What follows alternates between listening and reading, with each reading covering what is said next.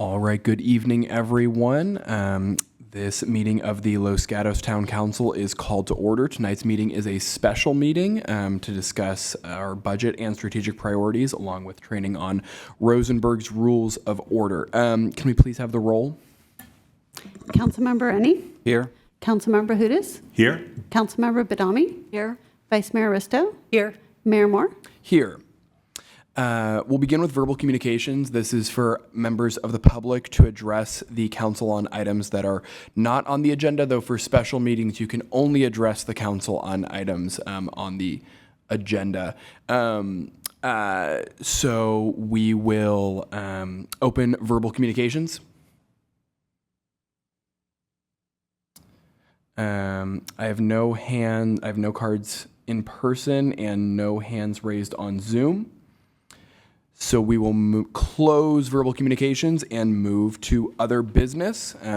Again, we have two items, and we'll start with the first, discussion of the town's strategic priorities and budget process. I'll turn it over to town staff to kick us off.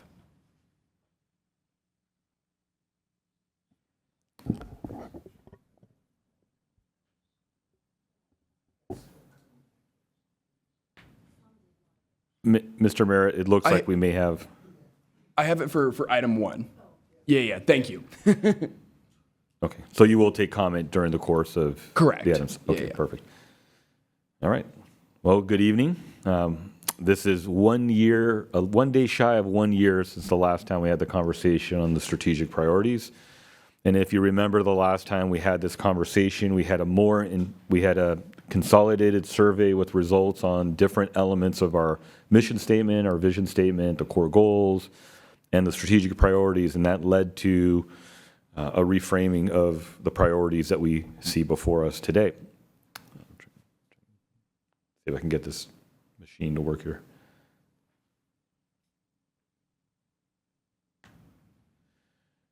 So what we want to it's an 18-slide presentation, so I'll try to move relatively quickly through this. So I won't necessarily hit in deep detail unless you want to stop and talk a little more, and then we'll get to the end where the council has the opportunity to discuss and provide input and perspective for staff to take into account as we move forward in the budget process.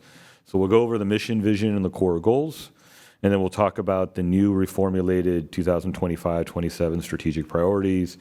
And we've provided you a listing of the different accomplishments broken down by each of the strategic priorities so you can see the level of effort that has been performed.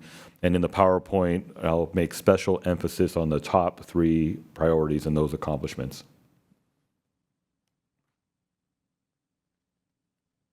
Next slide, please. So the town has a mission statement. It focuses on quality of life, our quality leadership, and providing efficient services and facilities.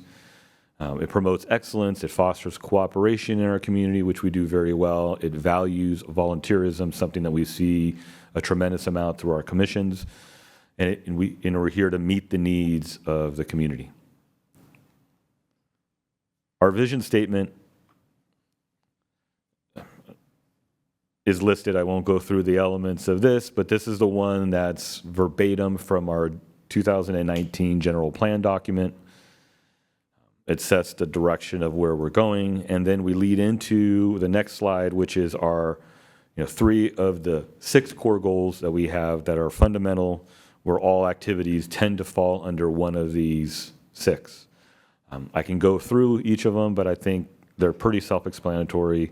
One addressing the look and feel of our community. The second one being how do we make decisions and consider actions that impact our community. The third one is really, in my mind, very foundational in terms of having a fiscally strong organization that can provide the other 5 core goals and operations. And then on the next slide, quality public infrastructure, something that folks in our community interact with on a daily basis. Sometimes we take those for granted when they're operating well until they're not operating well, in which we then tend to hear it in high numbers. Having a very involved community under the civic engagement core goal, and then clearly, public safety in many aspects, from our police and our fire district, to the engineering and other aspects that our facilities, keeping the community safe anywhere they are in Los Gatos.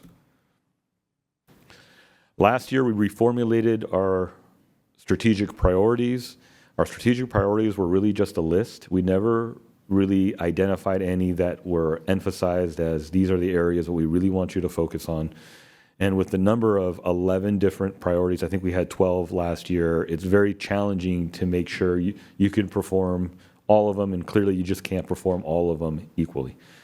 And so in the wisdom of the council, we identified 3 that we saw as very significant high priorities.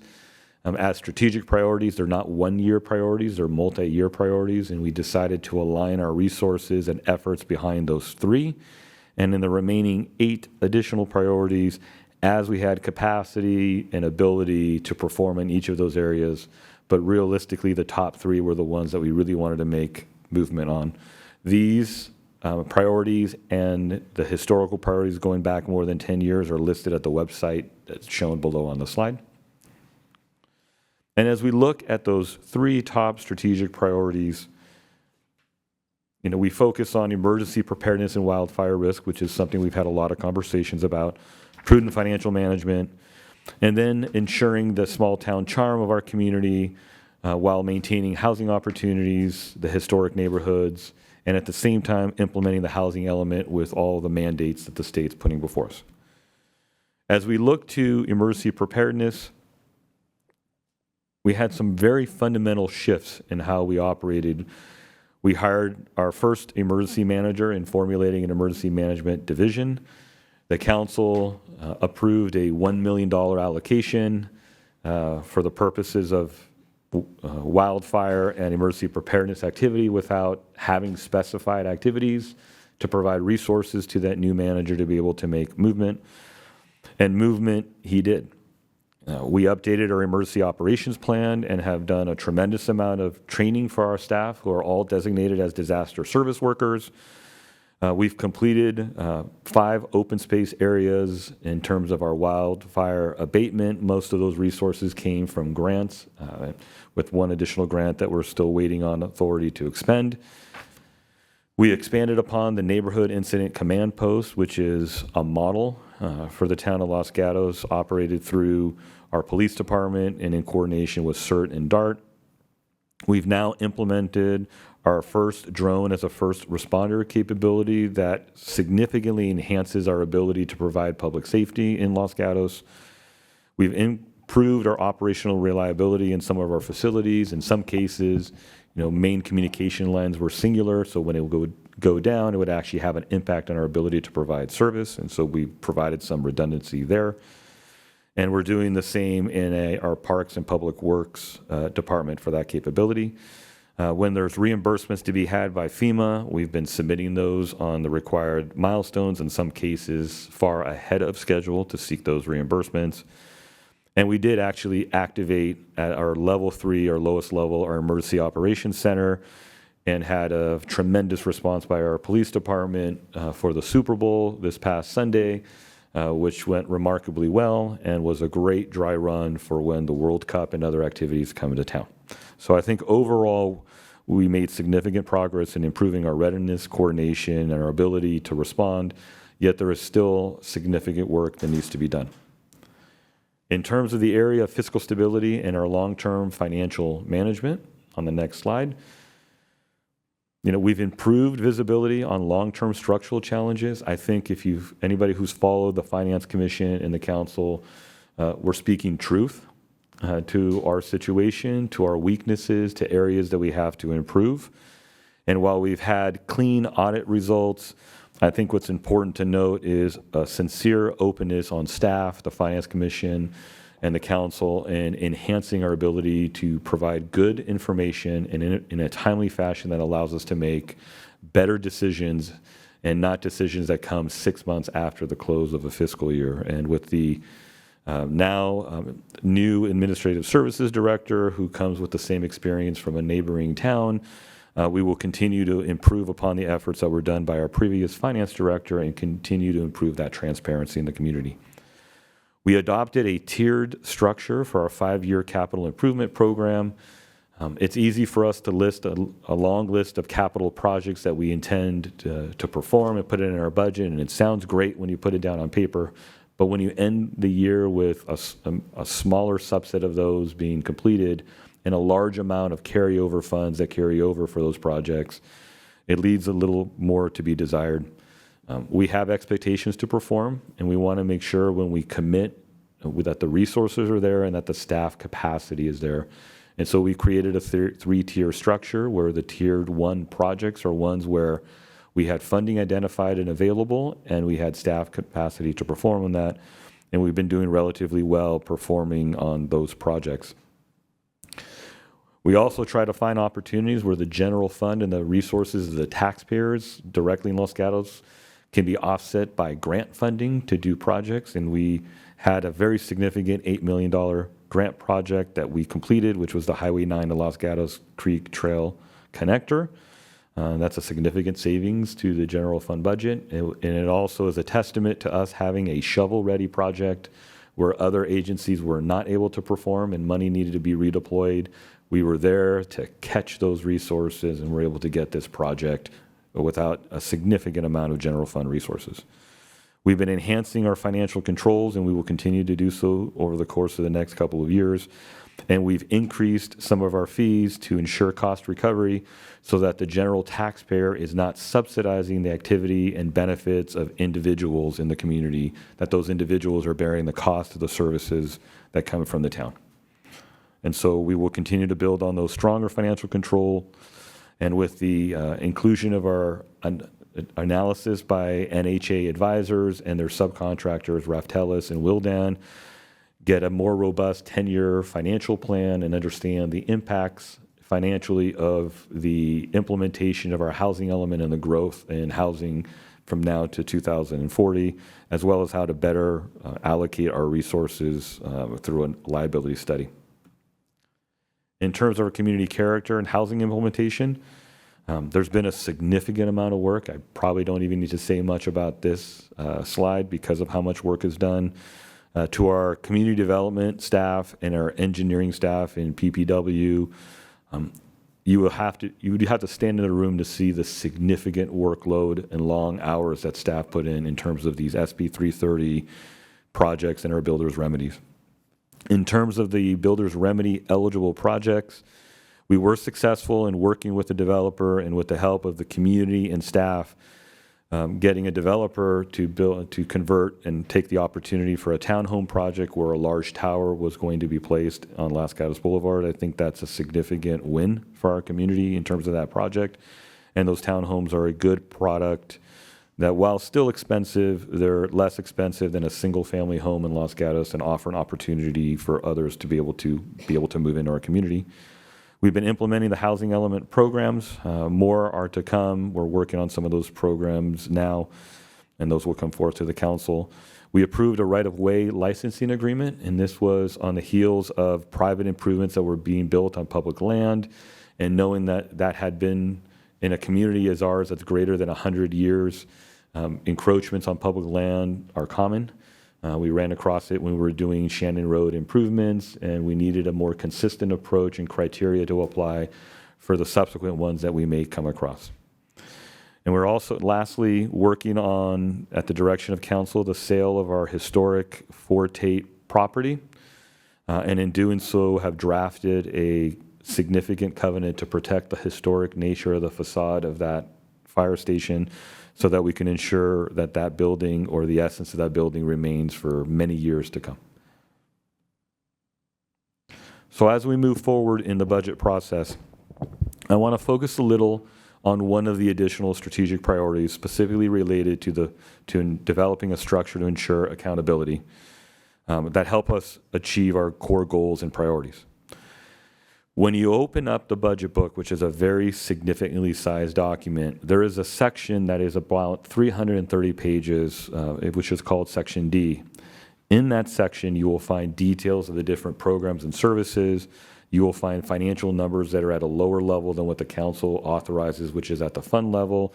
And you will see a number of performance metrics and activity metrics in there that is very significant in terms of the amount.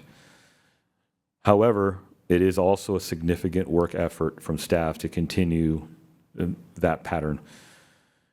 One of those priorities that we had last year was related to a balanced scorecard, where there was a desire to have metrics that we can look to on a regular basis and to be able to at least ask questions and make adjustments as we go forth.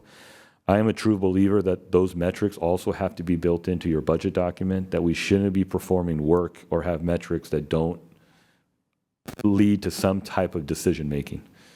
And so what we've initiated, which will take this year and next year, is a look at that operating budget to determine how we could reframe those metrics so that they're metrics that we can regularly track and that they actually would match our expectations for accountability, that they mean something. I'll give one example that the council hears every 6 months comes from the police department when it is in relation to response time for priority 1, 2, and 3 calls. That's information that the police department tracks on a monthly basis. There are metrics that they can adjust operations if they're seeing trends in that data that leads them away from the desired outcome that we're trying to expect. So we're trying to get that in the budget document that then would beget measures that are at the higher level that can come to council and the finance commission that we can track. So that relook will take some time. So I ask the council to bear with us as we engage in that. And then we can have the conversation on that part of the budget, what those numbers mean, how we want to adjust and move forward. In the current year, when we were approaching the 25-26 budget, we were doing so with a history where we were projecting deficits, but then ending years with surpluses. And there's a number of reasons for that. We're very conservative in how we project our revenues because we have to be. If you're wrong and the money is not there, then you're cutting something during the course of the year. So most agencies tend to be conservative. And we're conservative on the expenditures, where you budget for the maximum amount authorization, and we've been holding the line to try to hold back on expenses to the extent possible, and then relying on vacancies for shoring up the difference. We ended up incurring significant interest income, which has not been the norm over the course of the last 5 years. We expect that to occur over the next year or two, as well as significantly more vacancies than we projected under the 4.6% scenario. And then a number of other factors that lead into us ending up with surpluses. Yesterday at the Finance Commission, our new Administrative Services Director informed the estimates of what we believe we will end the mid-year when we were the end of the year during our mid-year review. And again, while this is an estimate, we're estimating about a $4.3 million surplus due to some of those factors I mentioned earlier, that's a good thing. But it also offers us the opportunity to address some of the current year needs that we have that are really important, such as eucalyptus trees, which have fallen on homes where, the highest claim we faced on a eucalyptus tree was equivalent to 1 FTE in the police department in terms of those occurring. So if we can avoid that, we avoid the negative impact on those. And as I mentioned earlier, NHA Advisors is performing their analysis, and we hope to have more refined results in March and April. How do we approach the 26 to 27 budget? We're going to continue the practice of what we did last year. When we project deficits and then respond by cutting programs and services significantly and then ending the year with significant surpluses, we've reduced the service level to the community, and then there's an issue of trust in terms of why did you impact these critical programs when you ended up with millions of dollars in surplus. So what we're going to do is we're going to continue balancing the planned use of reserves so that we can minimize any program reductions and focus on maintaining the operations that we have. Our current projections for next year show, again conservatively, when we're looking at revenues conservatively and expenses conservatively, a $3.1 million deficit. But until we actually incur a year with deficits, it's very challenging for us to come and propose very significant programmatic changes. Now, while history would say that we project deficits and end with surpluses, I have to give a note of caution. The pendulum can swing dramatically and quickly. You can have a bad bad years in the stock market or several years, and that leads to negative impacts of interest income on our financials.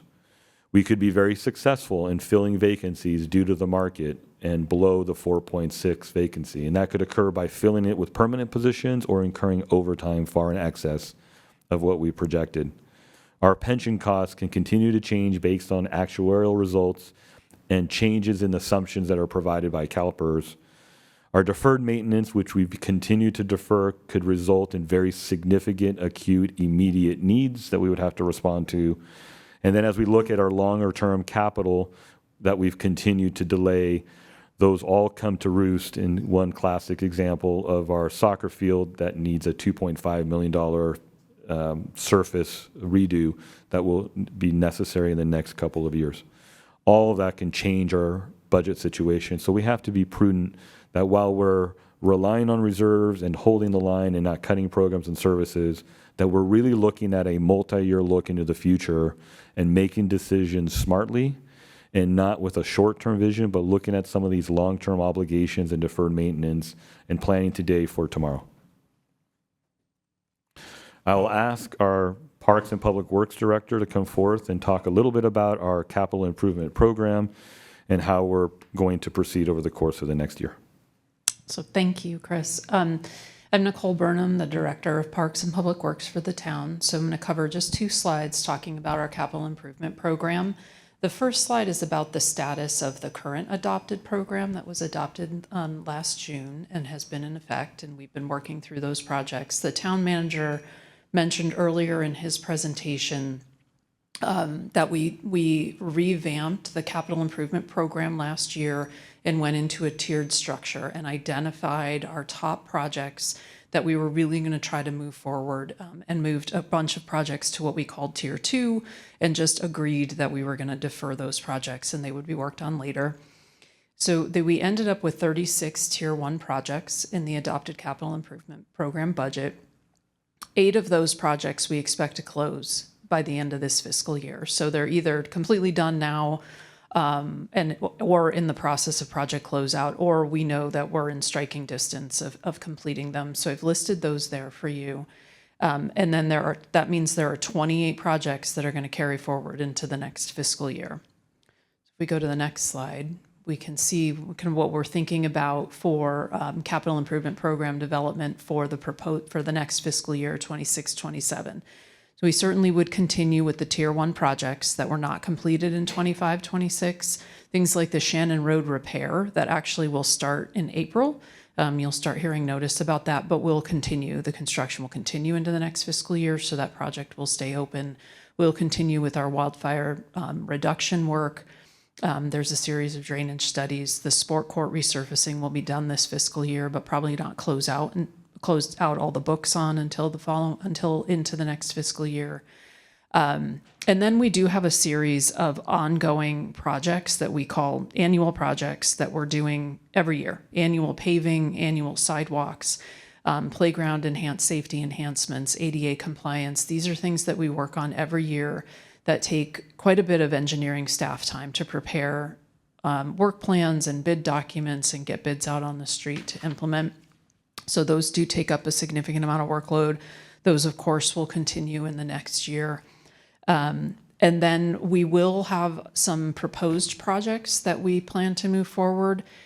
We would like to propose that this year we will propose a minimal number of new projects because we'd like to keep focusing on finishing out the ones we've already started.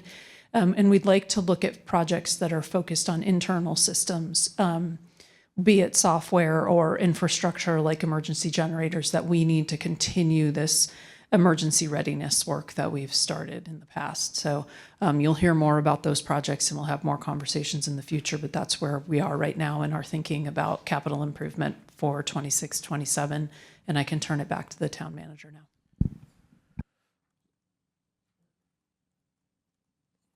So as we approach this budget cycle, we took a very collaborative approach last year with the department heads in terms of coming together to formulate the budget, and we will do the same thing again. And so it would be very beneficial to get from the council some more visibility into issues that may be facing in the community or things that we need to consider. so that when we come together and meet, those could be weighed in terms of all the variety of other operational and activities that are internal. And based on anything that comes out of that relates to the items that may have come up today, we'll report back in terms of the budget. And if there's things that are not included, it's something that the council can act on so that we could evaluate and then potentially come back either before the budget's approved or after the budget's approved to make an adjustment based on the desires and priorities of the council. And so we formulated 2 questions. One is, what changes, if any, does the council want to make to the strategic priorities?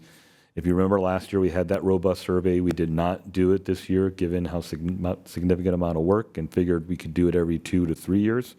But if there is a change you'd like to make, we can talk about that now. And then secondly, as we move forward in our collaborative process, what insider perspective do you want us as a team to consider as we move forward in the budget process? So with that, I'll turn it back over to the mayor for discussion. Thank you very much for the informative presentation. Very much appreciate all the thought that went into that. I think what we'll start with is our verbal or our public communications, and then hear comments, questions from the council. I have one speaker card, which is Tom Picrow. If anyone else would like to speak, either on Zoom or in person, please bring up a speaker card or raise your hand on Zoom. Mr. Picrow. Good evening, thank you. So I'm here to announce a milestone of sort, being a very strong advocate for long-term strategic planning. I'd like to thank the town for some accomplishments. And this has to do with the Senior Services Roadmap. Many of you on the council will remember back in 2021, as the pandemic began to wane, a Senior Services Committee was formed. In 2023, in this same month of February, the council unanimously endorsed a Senior Services Roadmap. That roadmap had 7 goals and some 30-some projects with multiple bullets, 10 bullets in each one. Now, it's been 3 years. This was a 10-year plan, and we're just 3 years into it. And I'd like to say that every single one of the goals have had some major project carry forth within that, serving that goal. I have to thank the town commissioners, key town staff, and lots of volunteers for that work.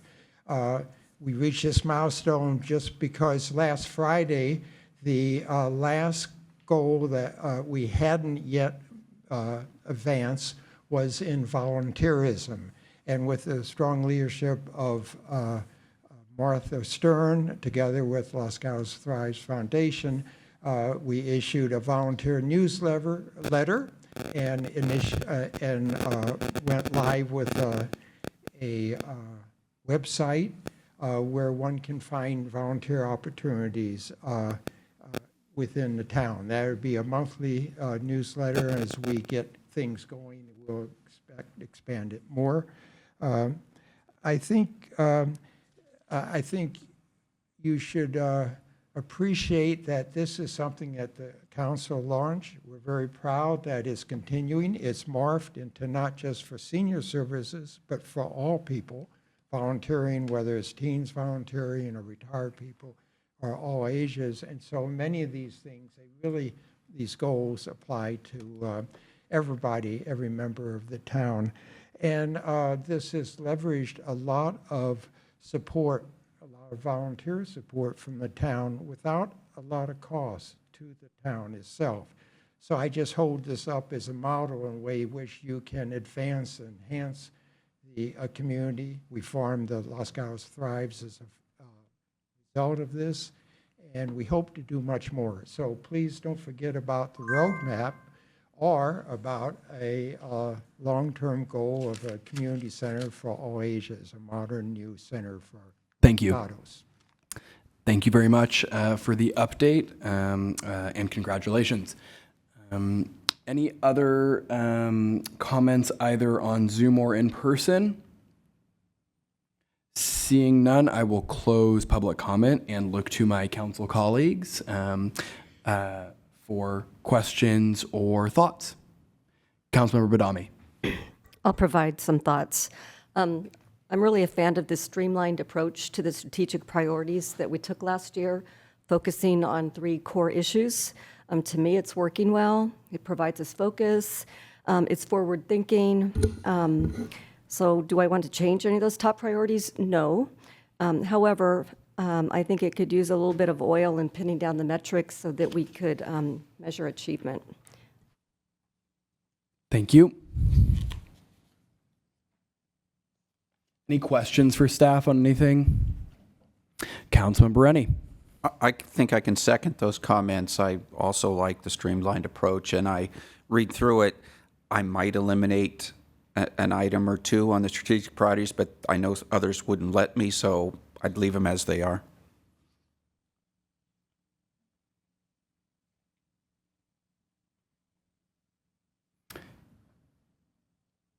Yes, Vice Mayor Risto. Thank you. Yeah, I echo that as well. And in fact, since I've been on the council, and I think long before that, strategic priorities basically were set for 2 years with very little change in the in-between years. And given all the work that is being undertaken and the accomplishments in the past year, I think that our top 3 priorities are well stated, and the work that's being done demonstrates the importance of those priorities while we still keep our eye. I mean, there's other items that have been accomplished along infrastructure that reflect some of the lower priorities, but I wouldn't change anything on this year. Councilmember Rennie. Sort of the same thing section. I just want to make a couple comments on our desk item of the 25 to 27 strategic priorities update that's here.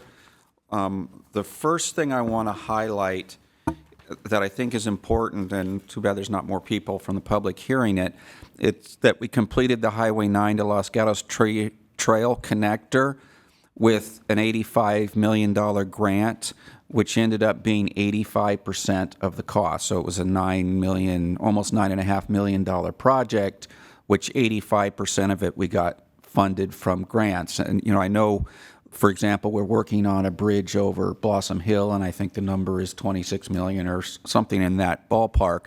And people go, oh my God, how can we ever afford that? Well, I wanted to highlight this because this is how you do it. Parks and Public Works did an excellent job of layering on grants to get it done. So I really wanted to highlight that accomplishment that was mentioned here. One other thing, maybe this is going forward a little bit, in the number 6, managing the downtown parking, I've had just a feedback for staff. I've had some comments from some of the businesses that on Saturday the employee parking doesn't fill up all the way, and thus we kind of have parking that's empty but can't be used kind of thing, and staff might want to evaluate a reduction of Saturday employee parking. And when I think through that, it's possible that some of that is coming from office workers. So we do have some offices in the area. You would think at first glance, you're like, well, we should still be operating all of the stores on Saturday or maybe even more. But the feedback I'm hearing is those spaces are going unused on Saturdays. So something to think about maybe going forward. Those were my 2 comments so far. Thank you. I'll jump in with a couple comments. So I generally agree. I think the process has been working well. I think it's really helpful that we have our top 3. I think that is very, I think it's helpful for us. I think it's probably most helpful for staff to know what to sort of spend the most time on prioritizing. I had a couple sort of specific comments on strategic priorities that I wanted to put out there. Again, I think the process is very good. So Councilmember Rennie brought up the only strategic priority that I thought could potentially come off, though maybe it shouldn't, which is manage downtown parking. I think that's a little bit different. I don't see that as like highly strategic. I think that's more of a project. So that's, I don't know, one thought for the council. I think, we have 11. I thought it could be kind of nice to get down to 10, but maybe not. I don't feel that strongly about that.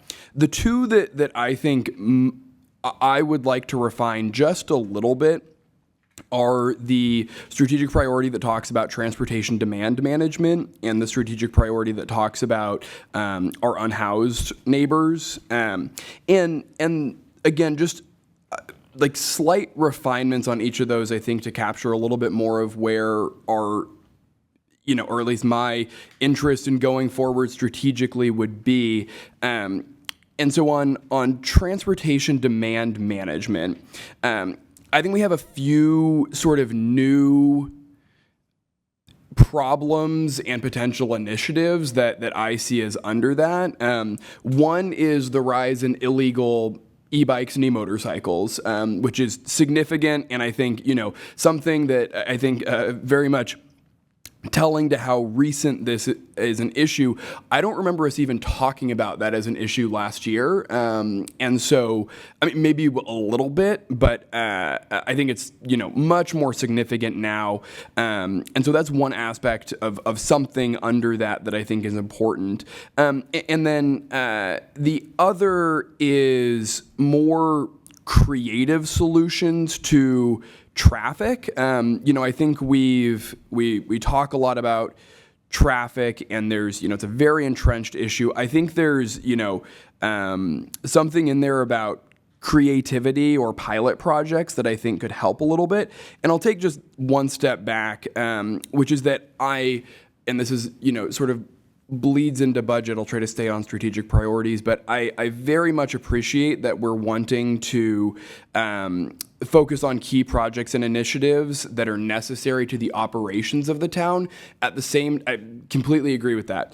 At the same time, I think it's very important for us to still prioritize visible, tangible, capital and programmatic improvements that our residents, I think our residents want to see the community continuing to progress and move forward and improve. And so I don't think we can exclusively do sort of internal things, especially if we're trying to, I just think that's important. So, so on the strategic priority of congestion, on transportation demand management, I would be interested in adding some language to the effect of, in addition to, improve safety for all road users, add something at the end that says something like pursue tangible infrastructure improvements and explore innovative pilot solutions to improve mobility, something to that effect. And then the other one I'll touch on, and then I'll yield, is when we talk about unhoused residents, the thing that I think would be good to add in there is, I think this is something we've talked about in different ways, but our approach thus far has been, very much based on our limited resources, and that has led to a sort of broad, more like shotgun approach. And I think that's important to try to help everyone we can. But I would want to add something in there about the individualized and complex needs of unhoused residents, and then also pursuing a more comprehensive regional approach, because I think with the publishing of the West Valley homeless services feasibility study, I think all the words were in there in the wrong order, but I think there's something really important to be said about this not just being a Los Gatos issue, and Los Gatos having the capacity to work with other communities to, again, pursue some more innovative solutions on that. So I can talk more to both of those things, but I'm in general agreement, but those are kind of my two refinements that I would suggest. Councilmember Hudes, then Councilmember Rennie. Yeah, thank you. I think the approach that we've seen has been very effective at focusing, and that's reflective in the list of accomplishments under each of the priorities. I do think that where we have a very long list of in progress, which is, I'm really referring to the first priority, which is preparedness, it would be helpful to consolidate those into maybe 2 or 3 or even 4 sort of projects or initiatives that, because when I look at what's in that list, there's a mix of things that are, I would say, low impact, low resource, but there's other items in that list that are high impact, high resource, and there's also some things in there that are, I would say, high resource and low impact. And so maybe using that framework to consolidate the in progress could be helpful. And, you know, I'm thinking in terms of, you know, for instance, in wildfire, there are some sort of broader categories such as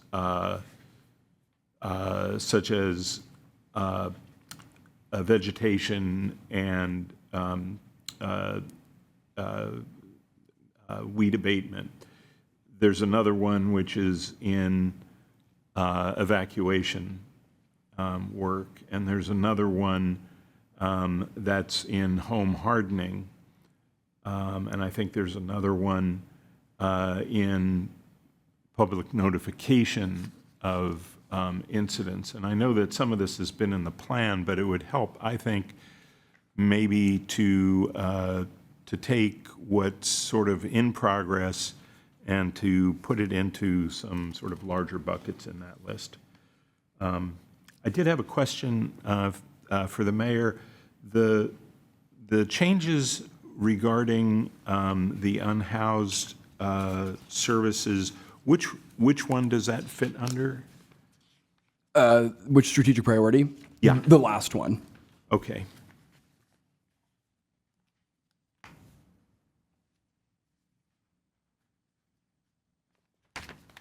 Yeah, I can see how maybe the wording of that could be changed to accommodate sort of a future look toward that, especially since there have been quite a few accomplishments in that area. Now, you know, I look at this and where I see a lot of accomplishments and not so many in progress, as maybe areas for us to take a little bit of a fresh look at where we want to apply resources going forward. Councilmember Rennie. Let me tackle your suggestion of eliminating number 6, the downtown parking. I might be amenable to that, but the first thing I'm thinking through is, you know, we have the Dixon report that we wanted to move forward. In my mind, the next two big things that could make a difference is the signs that say so many parking available here, and we were told that was going to be disruptive. We'd have to tear things up and expensive, and that might not be. There may be better places to put our expense in the town than doing that. The other item was, oh shoot, it just went out of my head. I should have wrote it down. What else was in the Dixon report?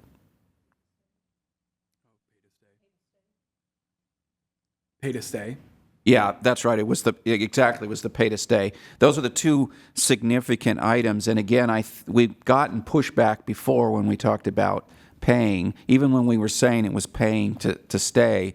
So if we don't think we want to address either of those in the near future, I would say just eliminate number 6. There's not really any other meat in it. So if everybody agrees that let's not bother to move that forward at this point, sure, let's take number 6 off the list. Vice Mayor Risto.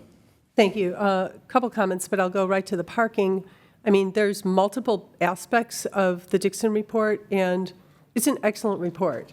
And I would have to say, in the time that I've lived in Los Gatos, I've seen at least 2 other big studies done that I helped participate in that ended up sitting on a shelf, and I absolutely swore that this one would not.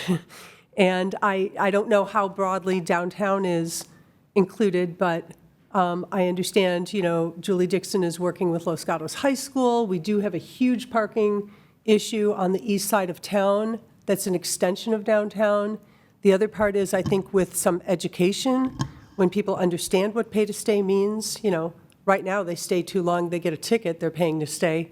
So there are options for the Park Once solution. We also, with more resources and attention, can do a better job with the employee parking, because the intention of the employee parking laid out by Dixon, and that would be very helpful on Saturdays and other days, is to look at the granularity of where the employees are, and instead of just having a huge slop of employee parking, have more allocations. So if you're in the south part of town, where you should be parking, and it can be shifted to accommodate where the employees are and free up more space for visitors. And the Dixon report also included having a small number of employees being able to park on residential streets where the license plate readers indicate that we have a lot of vacancy. For example, on my street, you could have a number of employees either from the spa or from Rural Supply Hardware parking on a certain part of Broadway with their permits. So there's more to unfold, and I would really hate to see this come off the list, because I think there's so many different aspects that we're working on, and particularly the thorny issue of parking at this part of town is part of that, and we're definitely not done there. And then the other thing, I would say that I can appreciate what Councilmember Hudes is saying. I don't feel strongly, but when I look at this, I actually like to see the discrete work that's going on and see it broken up into what they are. And so taking all of the tasks that are in progress and then attaching them to our different strategic priorities, looking at, for the first one, emergency preparedness and what's in progress, it's a lot of items, but it shows me all the work that can be done. And if there are some that are low resource and can be done quickly, they'll come off the list quickly. And I think if they're binned together, whichever is the largest, most difficult part of that goal to achieve will mean it all sits there that long, whereas knocking things off and knowing if you have capacity to add from another bin is helpful. So I would be a little hesitant to try to collapse this. I kind of like it broken out, but that's not critical. Councilmember Hudes. Yeah, I mean, the content of the work is, to me, is the same. It's just a matter of being able to look at it. I wouldn't want to eliminate any of the detail that's here. I'm just thinking that particularly as we start getting our arms around how much it's really going to cost to sustain our efforts on wildfire and vegetation management, for instance, to get a real start on evacuation work, that it might make sense to have some, sort of sub-bullets or something like that under some categories. I'm not suggesting that we actually lose the detail. I do want to come back to the parking idea, and that I don't think we're ready to declare victory and to sort of demote that as a priority at this point. I do think that when I talk to a lot of the downtown retail businesses, particularly the ones that are not restaurants, that continues to be a very big challenge for them. And I really don't think that the wayfinding signs have had much impact, whereas the dynamic sign that Councilmember Rennie referred to, I think would have a very big impact. It was part of the phase one of the Dixon recommendation. What's interesting is the technology has changed dramatically since then, and I think we would need to take another look, because from my understanding is you would not implement that by tearing up parking spaces and putting in loops. You would do it with cameras, and those cameras could cover 6 or 8 or 10 parking spaces and might also have other benefits. I do think that it's worth looking at the Dixon report again and maybe having a look at, is there some advancement in technology that might allow us to move some of those ideas forward, because I think the ideas themselves are very fundamental and important.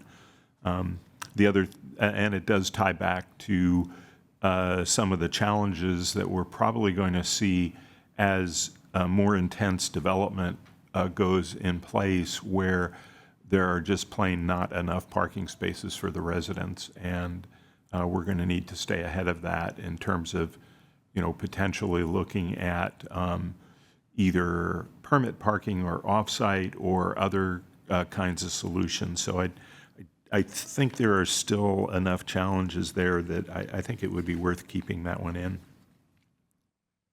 Fair enough. I felt it was part of my mayoral duties to try to streamline a bit and hone down, but I hear the good arguments to keep that one. Okay, so I would just say, and I know we're, it's a little clunky because we're not necessarily going to vote on this evening, but I'm still, I would just say I'm interested in, as we move forward, refining those two that I mentioned a bit more to be a little bit more clear. Yeah, Councilmember Hudes. So I had a question for staff. A few years ago, we had a community garden project, and it was something that was phased. And I'm curious where it might fit here. We've had some recent public comment in support of this. I've always felt that it's a good idea, and it's something that actually, in a tangible way, brings people together. I think at the time we had a fairly low-cost option because we have some town-owned land, we had some volunteers willing to work on it, and so I'm kind of curious which priority it might fit under if we were to take another look at that.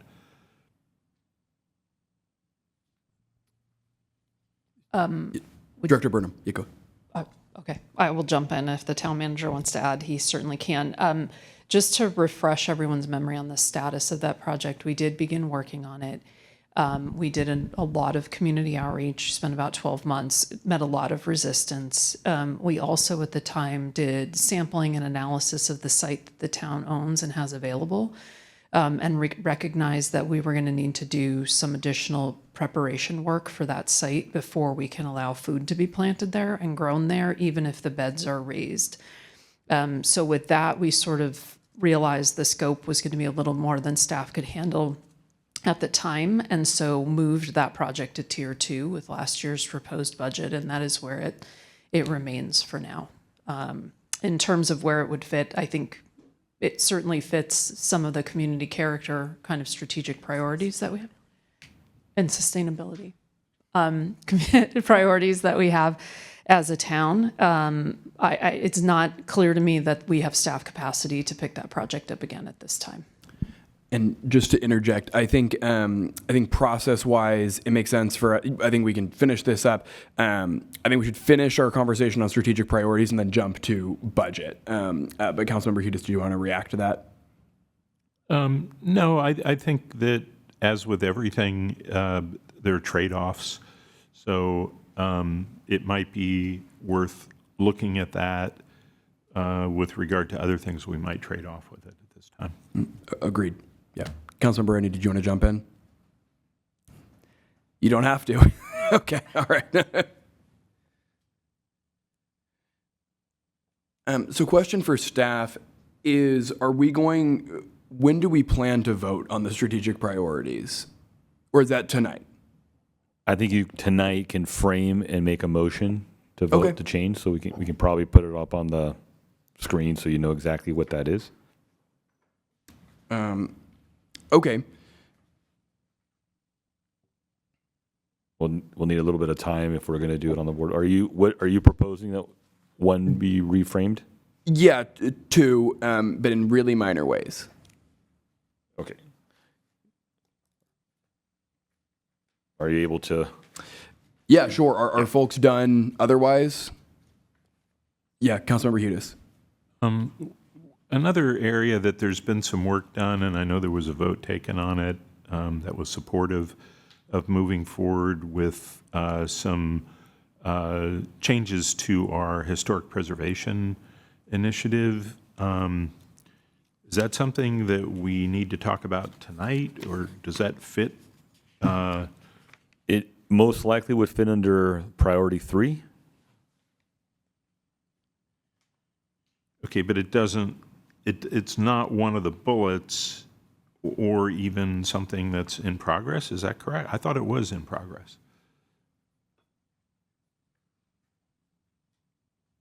Let me hand it over to Joel, our Community Development Director.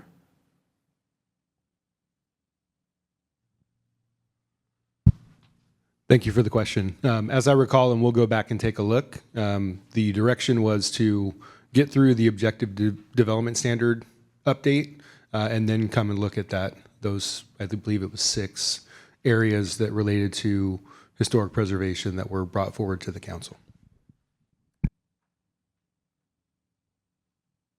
So if I could just follow up, is that part of the bullet complete objective design standards, or should that language be added to reflect ongoing work?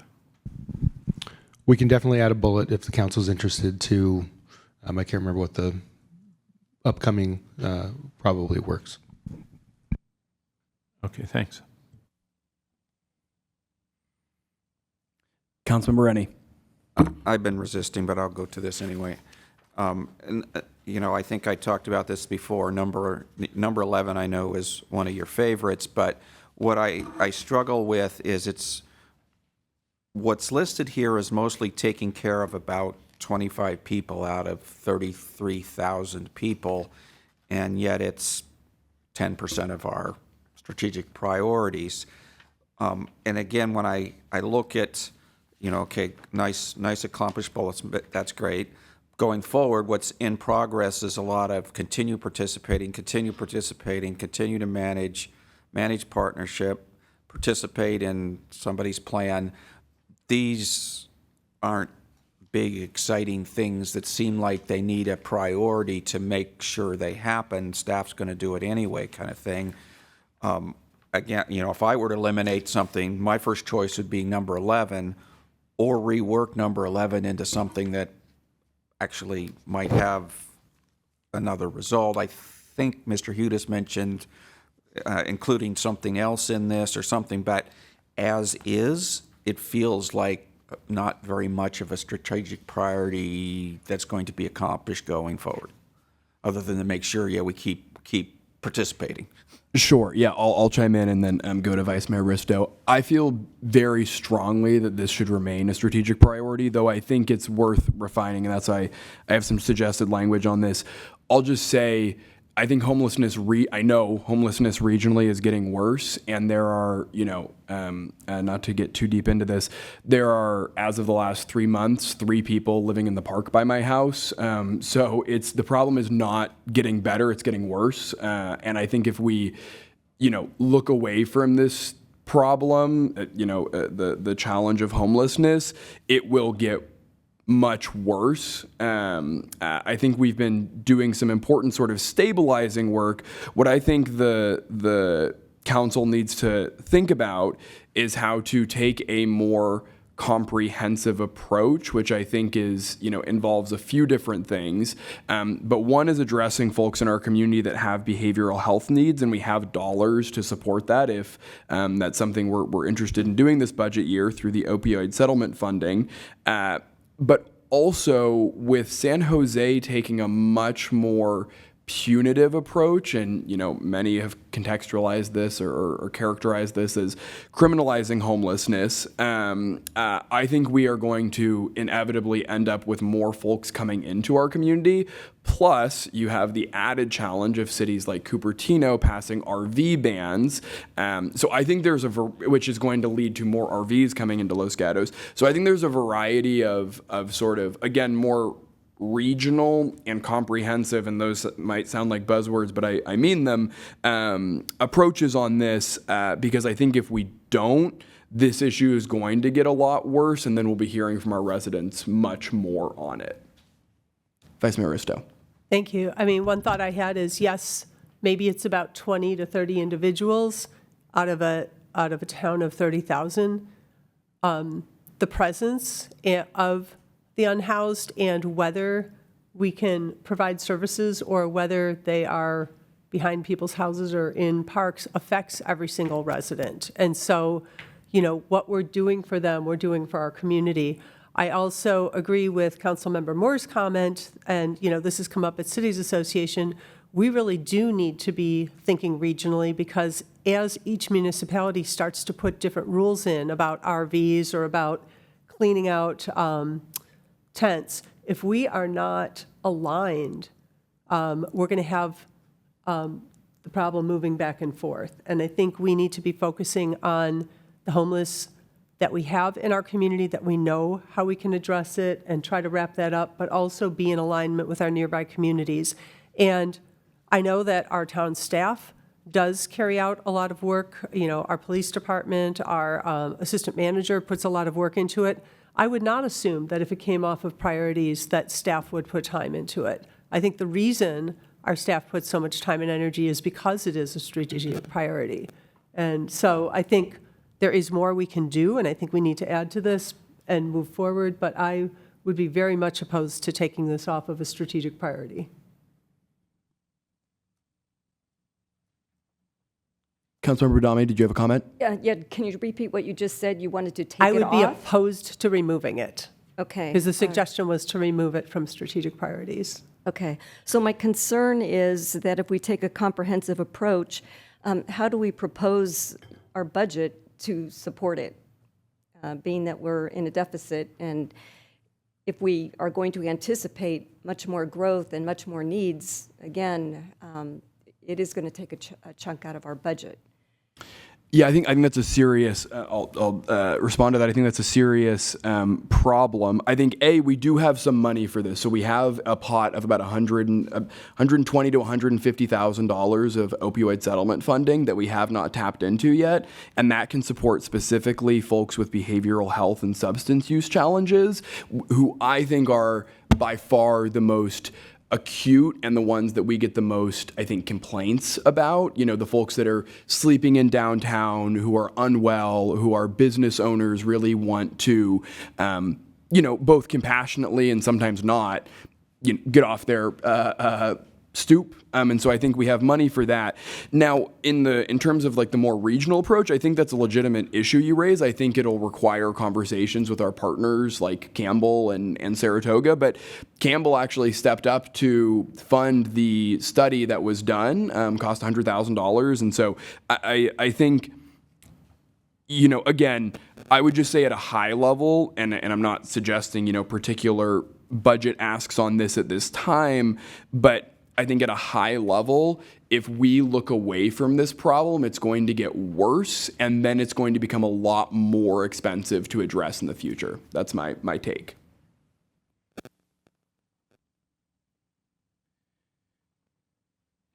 Yeah, go ahead. So I'm just throwing an idea out in that, reflecting on Tom Pickrow's comments at the beginning of the meeting, where we've developed a roadmap and we seem to have, despite some fits and starts, the ability to have a sustained effort over a period of time. And again, I'm kind of looking for where that would be. At one point, we did have a strategic priority of senior services. And so I'm kind of wondering whether,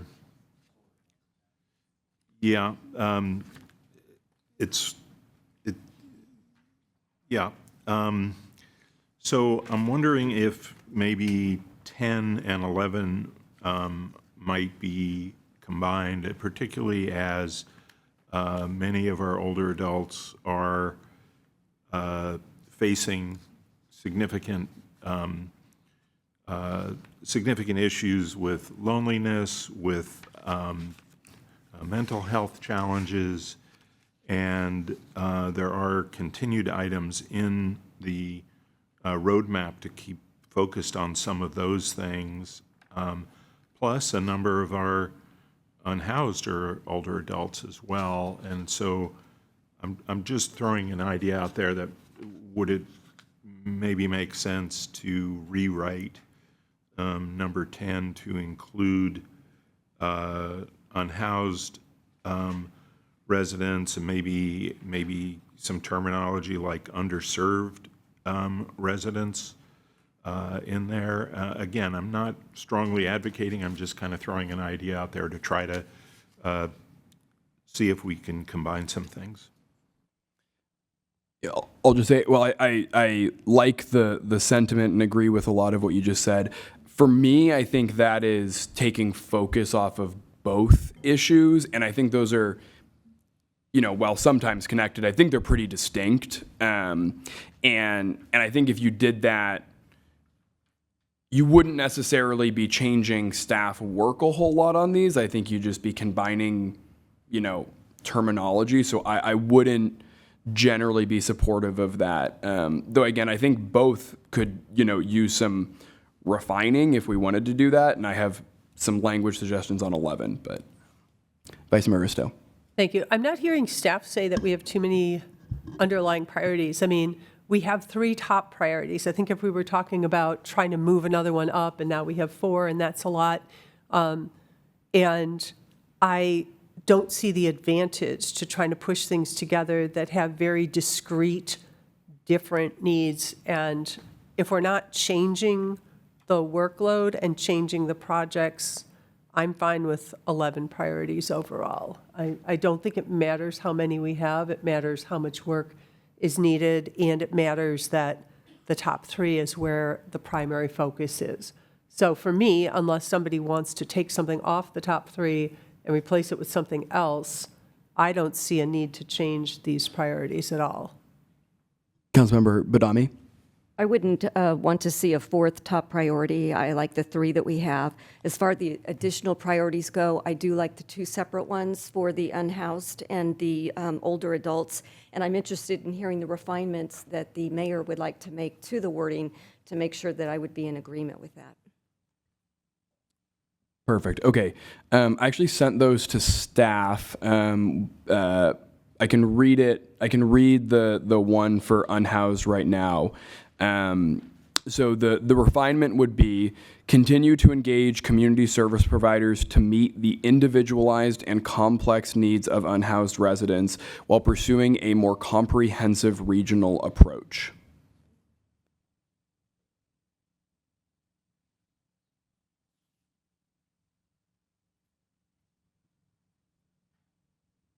Councilmember Badami.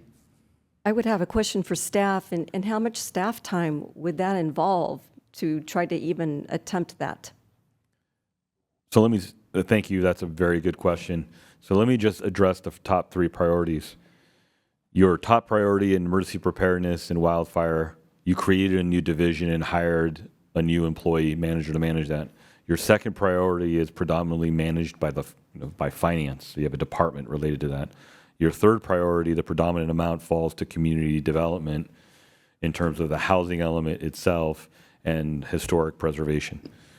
On the last 2 items, they're typically things that would fall to a community services or other department, which we do not have. And so most of the activity, you can tell it's continue to engage because there's collateralized duties that go from grants that are issued out of the library to engagement on the regional, like the report that Campbell put out that came from planning, the contracts and the part-time work that comes out of the town's manager office managed by the assistant town manager.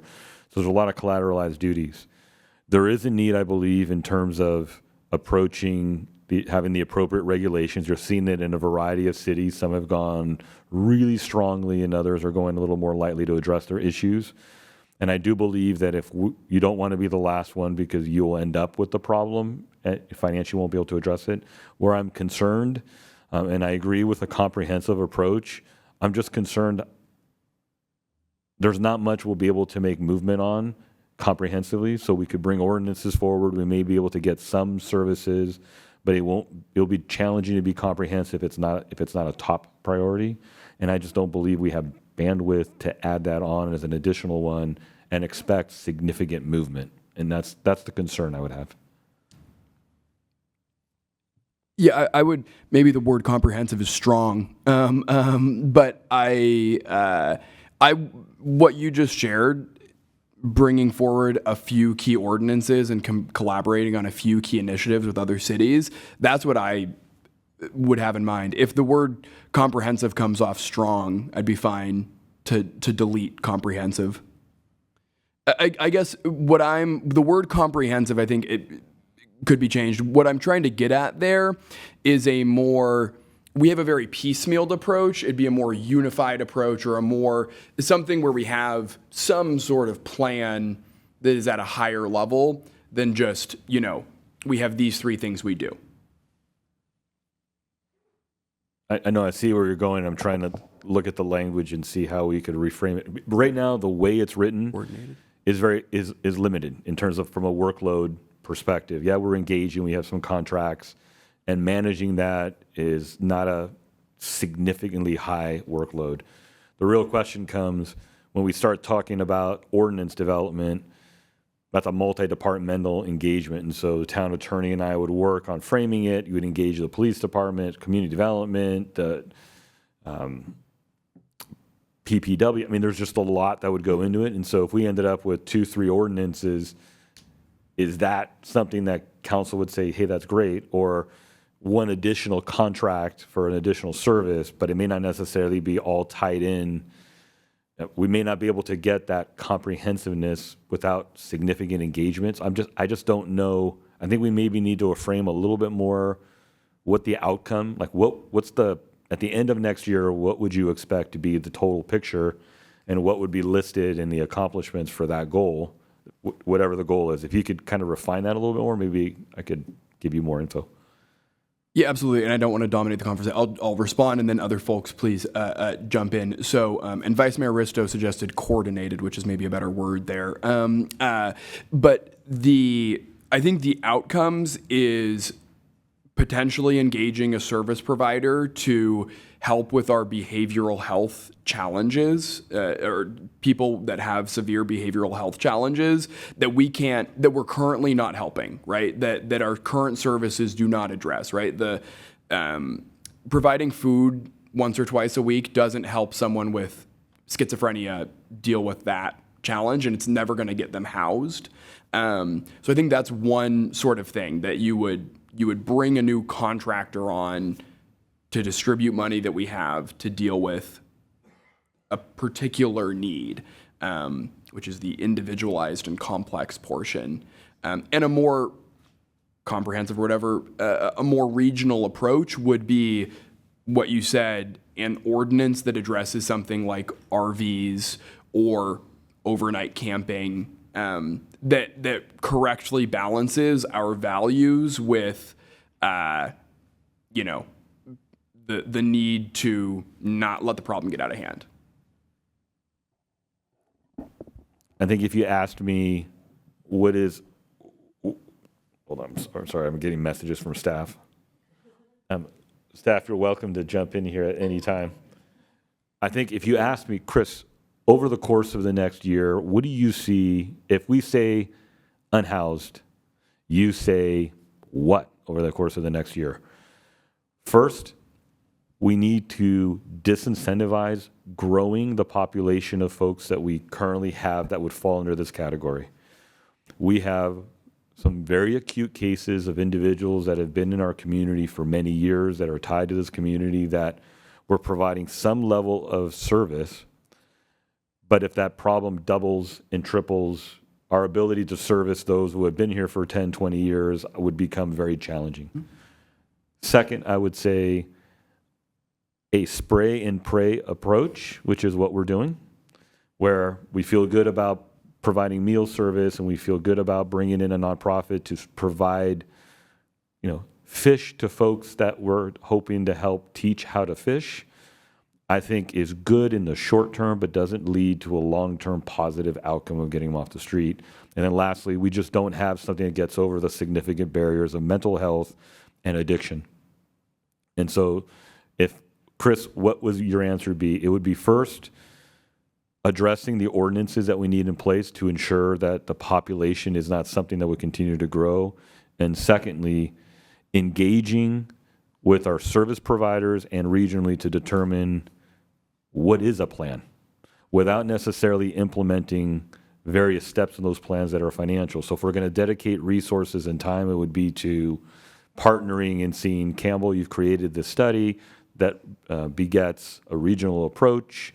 What would that look like for Los Gatos? How would that fit in with other communities, and kind of refine and draft something that's more reflective of a vision of where we go? And then in subsequent years, start to build on that with more comprehensive services, or determining the resource allocation that you would put there.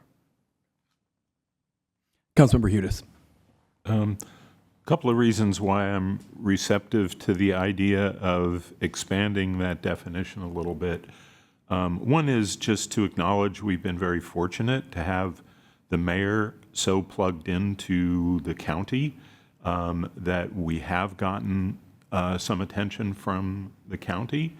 And secondly, staff, with regard to the very innovative grant that staff worked on with Congressman Liccardo regarding the mobile navigation services. And I didn't really understand fully until I attended a meeting today with West Valley Community Services. And basically the idea is to provide an RV that has showers and space for our unhoused to receive the counseling services and the case management, that they need. And I think it's a very wonderful idea. It's probably a little bit away, but the money is there. There's money been allocated. So we're in kind of a fortunate position now to have made a bit of progress. I do worry about the future and looking out a bit, since this is a strategic plan, and going back to the days when Los Gatos was not on the map of county services and was essentially a net provider of funds, but didn't receive its fair share of services. And as our older adult population, I keep coming back to that, is growing and will need these services more, I think we need some kind of a vision on how to sustain some of the good results that we've had, and having a coordinated regional approach, I think could be beneficial to us, looking out a couple of years. So just, I don't know that I have complete agreement with this language or maybe with something else, but I think there's something there that says we need to continue to work on this. Vice Mayor Risto. Thank you. I think it's been stated, I think our town manager kind of broke it out in a way I was thinking about, that I kind of bifurcate what the outcomes would be. One would be that with the ability to perhaps use opioid settlement money, and with an outside party that can provide kind of the counseling and the services that some of our unhoused need, to work on addressing real issues and reduce our population by getting them services and hopefully getting them housed. And then number two, stop the growth and reverse the growth of the homeless population by making sure that we are coordinated. Maybe replace comprehensive with coordinated, but coordinating our ordinances and what we're doing with our nearby municipalities, so that if one community or two communities create different RV ordinances and we don't have one, we could end up with all of the RVs going into Los Gatos.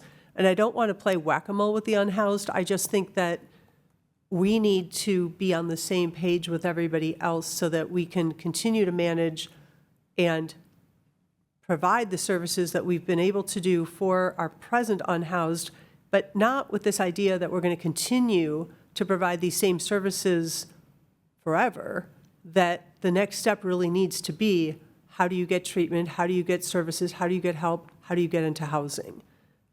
Because we are so fortunate to have faith-based groups that do the bulk of the heavy lifting. Our town has provided funding, our staff provides, some coordination, but without these faith-based groups, we wouldn't have any of these services, and I don't want to rely on that going into the future. Any volunteer group is as good as the last volunteer there, and I don't think that's a strategy. I think we take advantage of what's going on and then help move people to the next level as much as we can in a focused way and make sure that people don't keep falling into homelessness in Los Gatos. Councilmember Adami. So I can see that we're building some consensus here.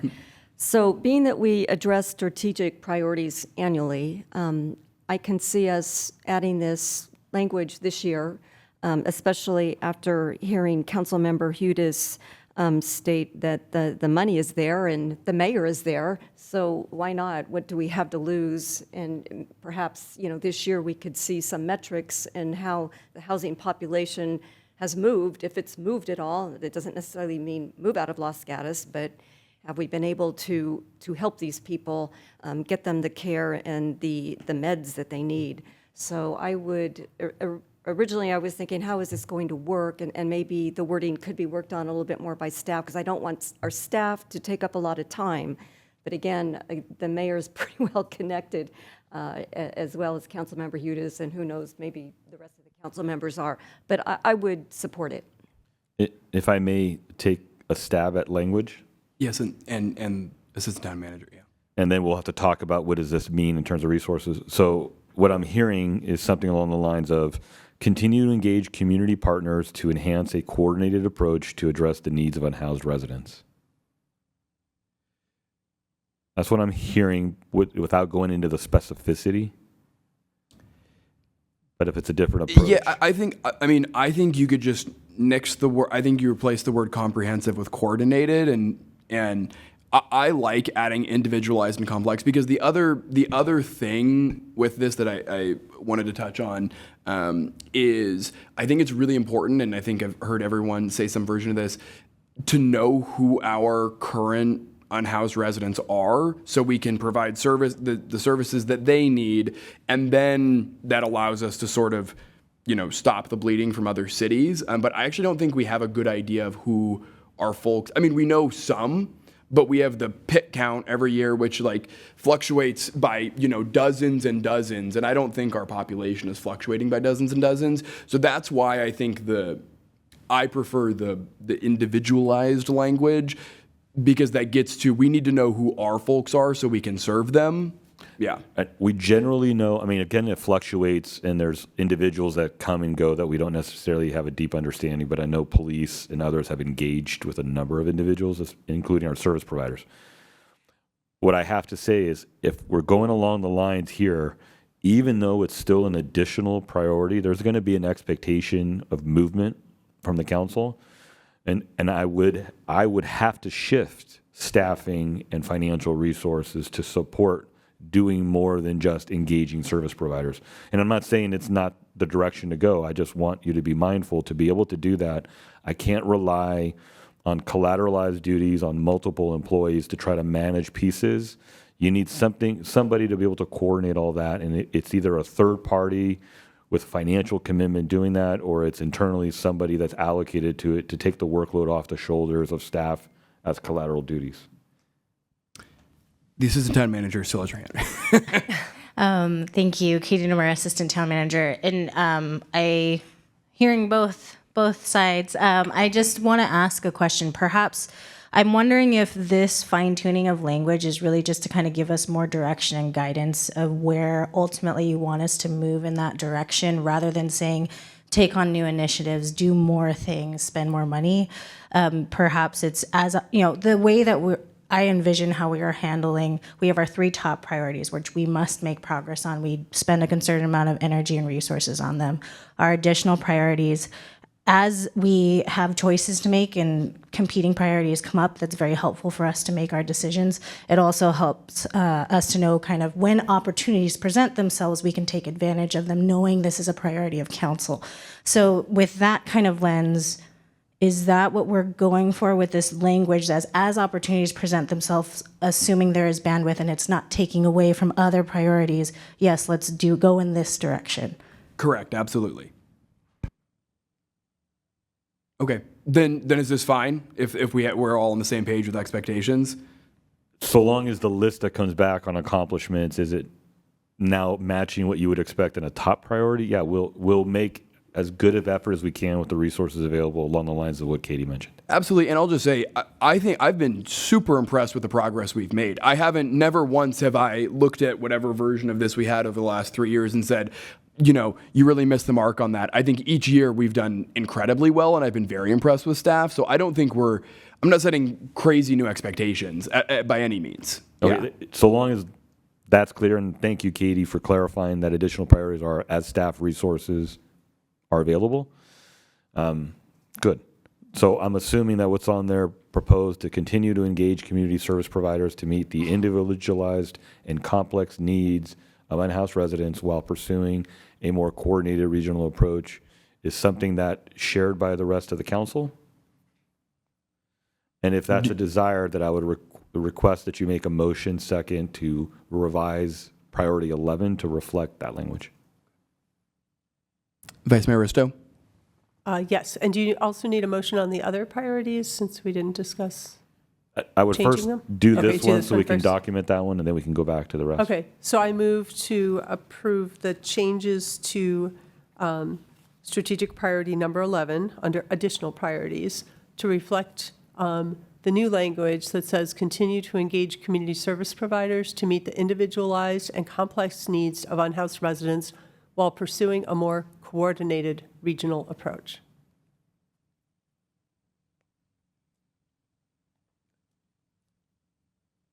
Councilmember Hudis. Second. Thank you. Any other comments? I'll call the question. All those in favor? Aye. Any opposed? None. Passes unanimously. Okay. If we have the will and energy, I have a couple thoughts on the traffic one. And you know, I sent language to staff. I don't know if this is, I would be very open to feedback on this. I'm just trying to get at what I discussed, e-bikes and more creative solutions to congestion.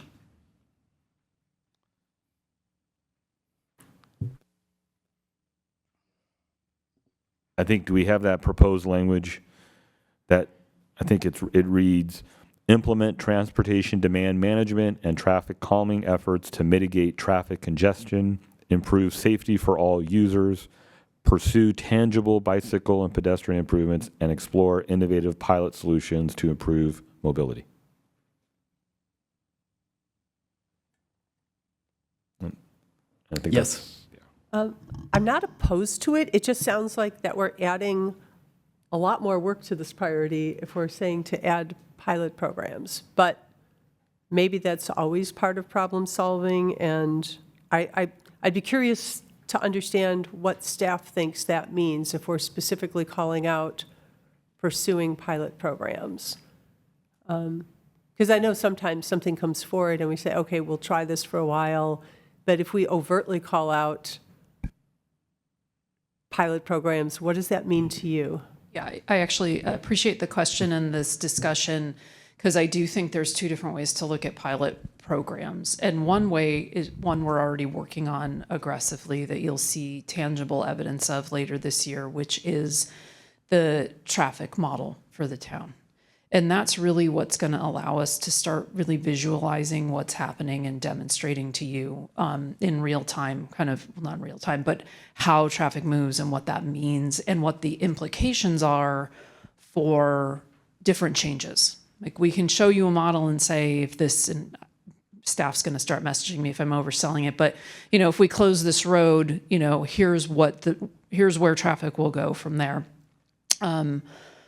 And I think that in some regards could be considered a pilot, and we're already planning that. If pilot means the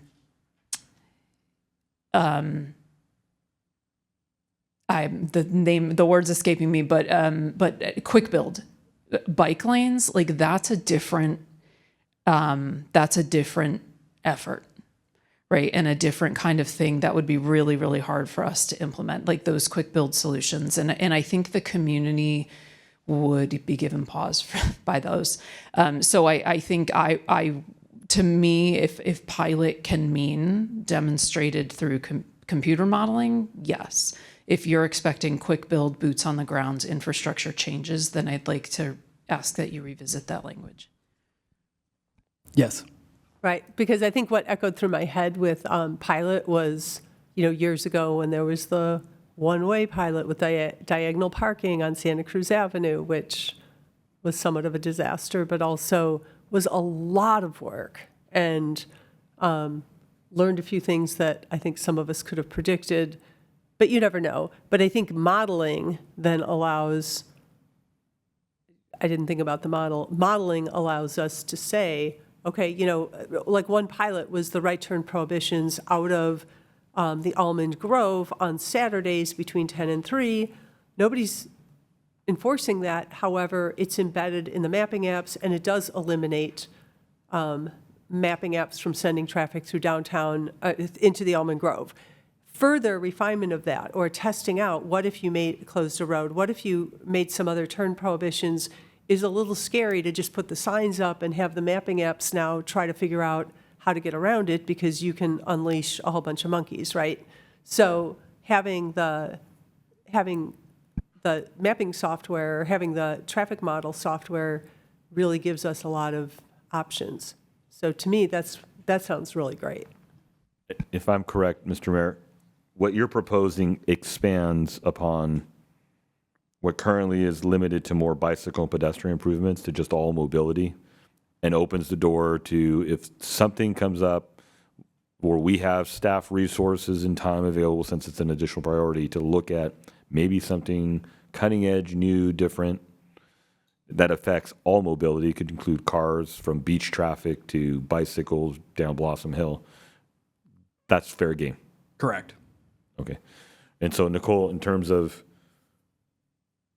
implementing that when staff resources are available, is that broader priority? What kind of implications do you see that having?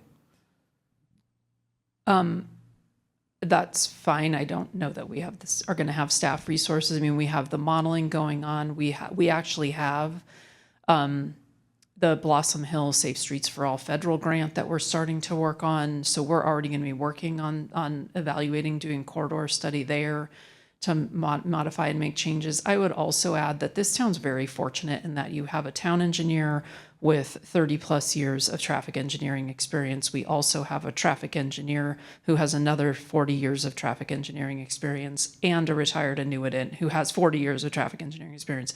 This town has a really robust level of experience in traffic engineering.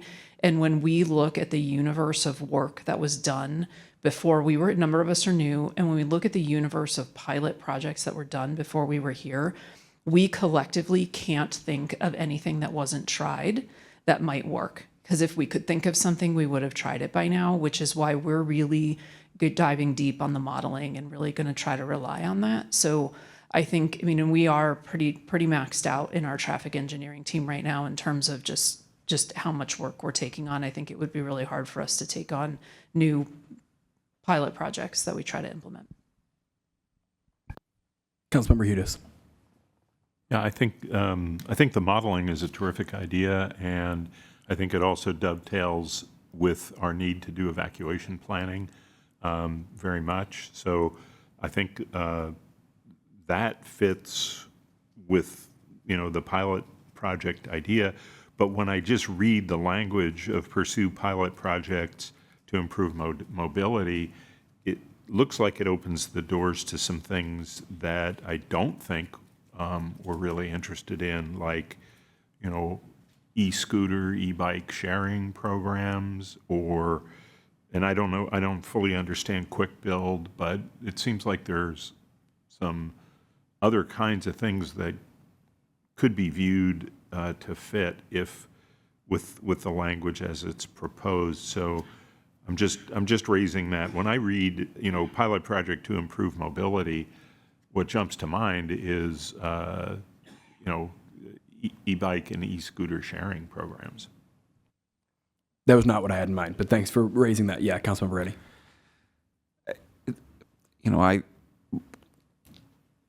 To me, there's at odds purposes in this sentence where we say traffic calming efforts to mitigate traffic congestion. Most of the time, our calming efforts create traffic congestion. This sentence sort of doesn't make sense. I think we're fooling ourselves that we're mitigating traffic congestion. Certainly, if you look at the Blossom Hill, we slowed it down for it to be safer, but we created terrible traffic congestion. And we're now talking about plans on Blossom Hill that'll probably narrow the street and create congestion, not mitigate it. So the way it's worded, I just feels like we're fooling ourselves. Yeah, the first half is actually, I didn't touch the first half, and I think that's how the current priority reads. Perhaps it would make sense to say implement transportation demand management and traffic calming efforts, and then move mitigate traffic congestion to specifically the innovative pilot solutions. Because I'm thinking about innovative solutions for downtown traffic in particular. And I'm to be clear, I wasn't thinking quick build. I think is something different. Yeah. And maybe the modeling helps us think about how to do some better improvement of traffic congestion. I just criticized kind of the Blossom Hill project, but in reality, if you think about putting congestion points at the edges of our town, then traffic can't come in, right? If a lot of people it's a big wide street, a lot of people use it to, instead of getting on 85 that's too busy, you come across Blossom Hill. If you constrain that street at Belgados, the edge of Los Gatos, you now may discourage more traffic from coming down Blossom Hill that ends up in front of Blossom Hill School as a congestion. That would be a more strategic way to think about where calming may actually help congestion other places in the city. And maybe the modeling gets us to think that way. If I may, Mr. Mayor, based on what I'm hearing from Nicole, however we revise the scope of this, we're probably going to be very limited to doing the DUDIC evacuation and traffic modeling and looking at that information and managing the current activity that we're doing. And there may not be a whole lot of movement. And so for what it's worth, if we do adjust to enhance the scope, so long as we understand that to the extent we have resources to do more, we will. But if we don't, it may be just limited to what was mentioned. Yeah, and I'll just, in response to that, I think there's some really exciting potential projects to work with our regional partners like VTA on. And so I think that is where this opens the door. If VTA is willing to take on, a significant portion of the work and work with us on a project, then I think there's no reason not to pursue that sort of pilot. And I think, my understanding, I appreciate staff being very, very clear with us. I think it's clear to me that on additional priorities, all of this is staff load contingent, workload contingent. I don't think, I'm not asking anyone to stay later than you all already stay at work. Yeah, Vice Mayor Risto. Yeah, I don't want to get too deep in. Well, first of all, I would say maybe we can change it to, instead of explore innovative pilot solutions, explore traffic modeling. Or, put the traffic modeling specifically in there. Because the other thing is, after the traffic modeling, if it gives us results that make a lot of sense, then structural changes could follow. The other thing, I think Councilmember Rennie touched on two things. One is, with traffic, you can never eliminate bottlenecks. You can just determine where they are. And so, sometimes pushing a bottleneck to another place will change driving behavior. The pilot, or not the pilot, but the study that'll happen on Blossom Hill Road that'll actually go to Camden, which instead of going 2 lanes in each direction would potentially be 1 lane in each direction with a center turn lane. Well, left turns create a lot of congestion. So when somebody's in the left lane that's supposed to be flowing forward and they try and make a left turn, that lane stops, drivers fly around the right side, and it makes for a very uncomfortable place to bike. And I realize that it's an offset kind of argument, but the better, the calmer you can make a road, the more likely people are going to then walk or bike along there. Whereas when you've got chaos of 2 lanes flying around in each direction and zooming around left turners, there's more crashes, there's more issues. So, but that's a philosophical thing that we can go to. I'm wondering if we change that to just talk about the software. It doesn't mean that if we learn something amazing that it can't be implemented, but I think focusing on that. I may speak to that and then propose something that everybody can jump in and tear apart, which I expect them to do. If we're just looking at the software, it's really not, we're not talking strategic, right? That's an operational activity. We're going to be going through the DUDIC evaluation. We're going to see what the information says, because much of it is also going to inform the first priority, which is a top priority of emergency preparedness in wildfire.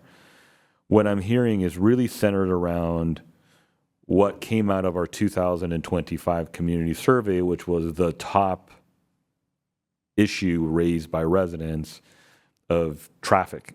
And so when I'm trying to reframe this to really address what I'm hearing and knowing that our capacity will limit what we can do, and it's as expected since it's not a top priority, if we rewrite it to say, implement transportation demand management, traffic calming, and other innovative efforts to mitigate traffic congestion and improve safety for all users, including bicycle and pedestrian improvements. That's pretty broad, and knowing that we're still limited in capacity for what we could accomplish, but I think it hits what the mayor is talking about, because there's an initiative that we're working on that directly relates to traffic, but it still encompasses everything else. That's good with me. Councilmember Badami. I would support the town manager's recommendation. I just feel at this point we're just doing window dressing with words. Agreed. I think that's a good point, Councilmember Badami. Thank you. Okay. We'll go to our emergency manager, and then I'll move the manager's motion. Thank you. Just want to make one clarification with our evacuation modeling that we're doing with our contractor. Just as far as timing, they're anticipating they're going to be working through this, and we will start to get products that we could probably use throughout the process, but up to 2 years maximum, including time for our town engineers and stuff to work through all that. So although we will be getting useful information out of that throughout the process, I don't want to think that we will have this done super fast. It takes a process. Thank you. Yes, Councilmember Badami. So do we need a motion at this time? Yes. I'd be happy to make one. So I would move to accept the town manager's recommendation on additional priority number 5, as far as this rewording of priority number 5. And to read, implement transportation demand management, traffic calming, and other innovative efforts to mitigate traffic congestion and improve safety for all users, including bicycle and pedestrian improvements. Exactly what I meant. Yeah. Second. Great. Any other comments? Seeing none, I will call the question. All those in favor? Aye. Any opposed? None. Passes unanimously. Okay. Any other questions or thoughts on strategic priorities before we move to budget? Yes, Councilmember Hudes. I just wanted to recognize the work on historic preservation. It looks like it was confirmed that it is in process. I just wanted to maybe add some words to the third bullet in progress, if that's the right place to do it, to complete objective design standards and take next steps to explore areas of historic preservation. Are you referring to the document that has the accomplishments, council member? Yes. So the only items, those accomplishments are there for reference. The only authoritative document is the strategic priorities. And so we're trying, this is not necessarily the totality of activity that's occurring in each of the 11 priority areas. So I just wanted clarification that we're still able to move forward the work on historic preservation without requiring a change. Thank you for the question. Yes, we will, again, as I stated before, once the effort for modifying the objective development standards and guidelines is complete. Okay, then I don't have any need to change anything. Okay, thank you. No, and I appreciate you referencing this document. I forgot a comment I wanted to make.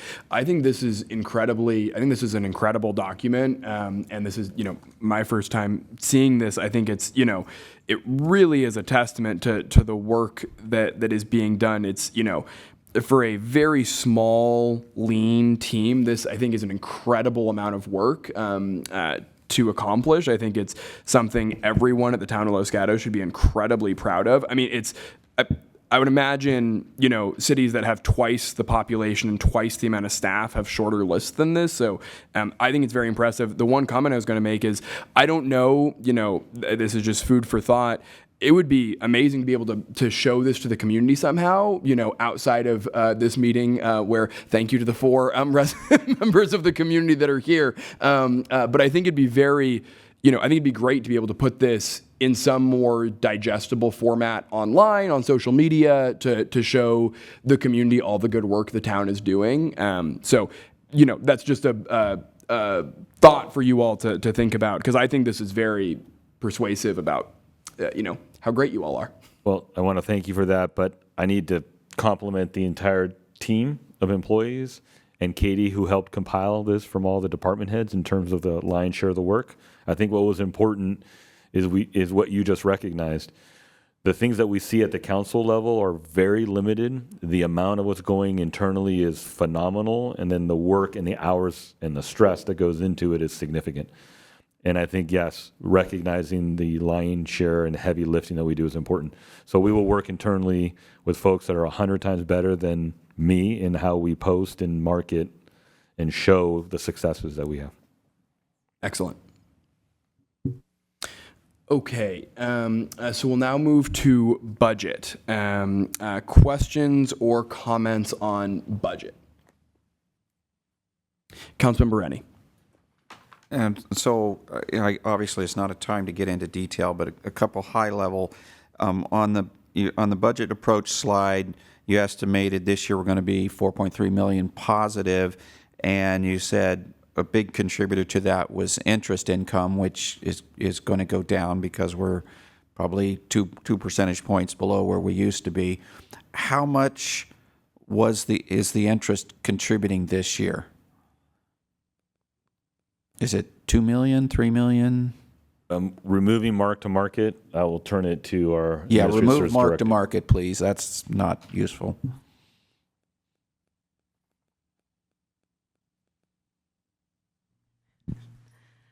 So as a part of the mid-year that you'll hear next week, we are making a slight adjustment up of about $300,000 or so into the investment earnings. Some of the bigger drivers to the 4.3 to the good are really related to some additional tax revenues, as well as some updated year-end estimates from departments. Okay, and so we're going to see more of that at some point in the future? We're going to see it at our next council meeting.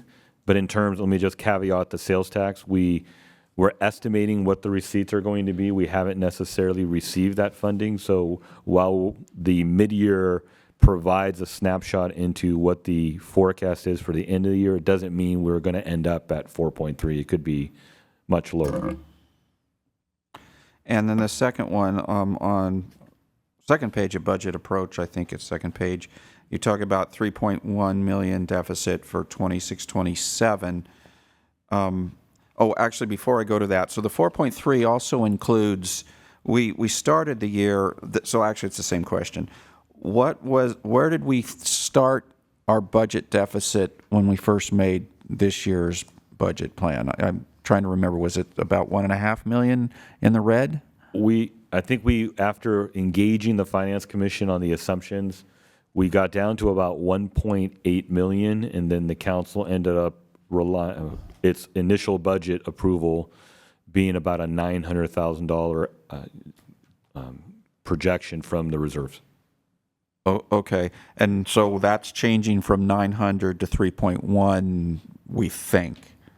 Again, with the conservative assumptions, that's what we're projecting. But again, every year we've projected deficits, we've generally ended up better than the projections. And the 4.3 includes, we've done a couple budget adjustments along the way where we actually used more money, and I can't add them all up in my head. So if you had added them to the 900, we're maybe closer to 1.5 million. I think what we've the majority of the increases centered around attorneys' cost and increasing contracts for attorneys dealing with development.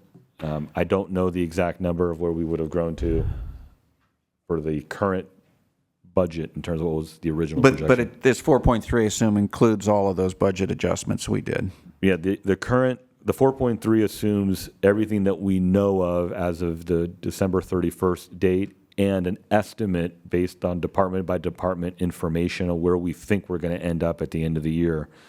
And what we don't know is all the different transactions that go into that, and the assumptions aren't necessarily assumptions that were developed from finance. They're coming from department by department. Okay, yeah, and so I don't want to dig into it too deep, just wanted to help my head a little bit. We'll dig into it more next council meeting, it sounds like. Thank you.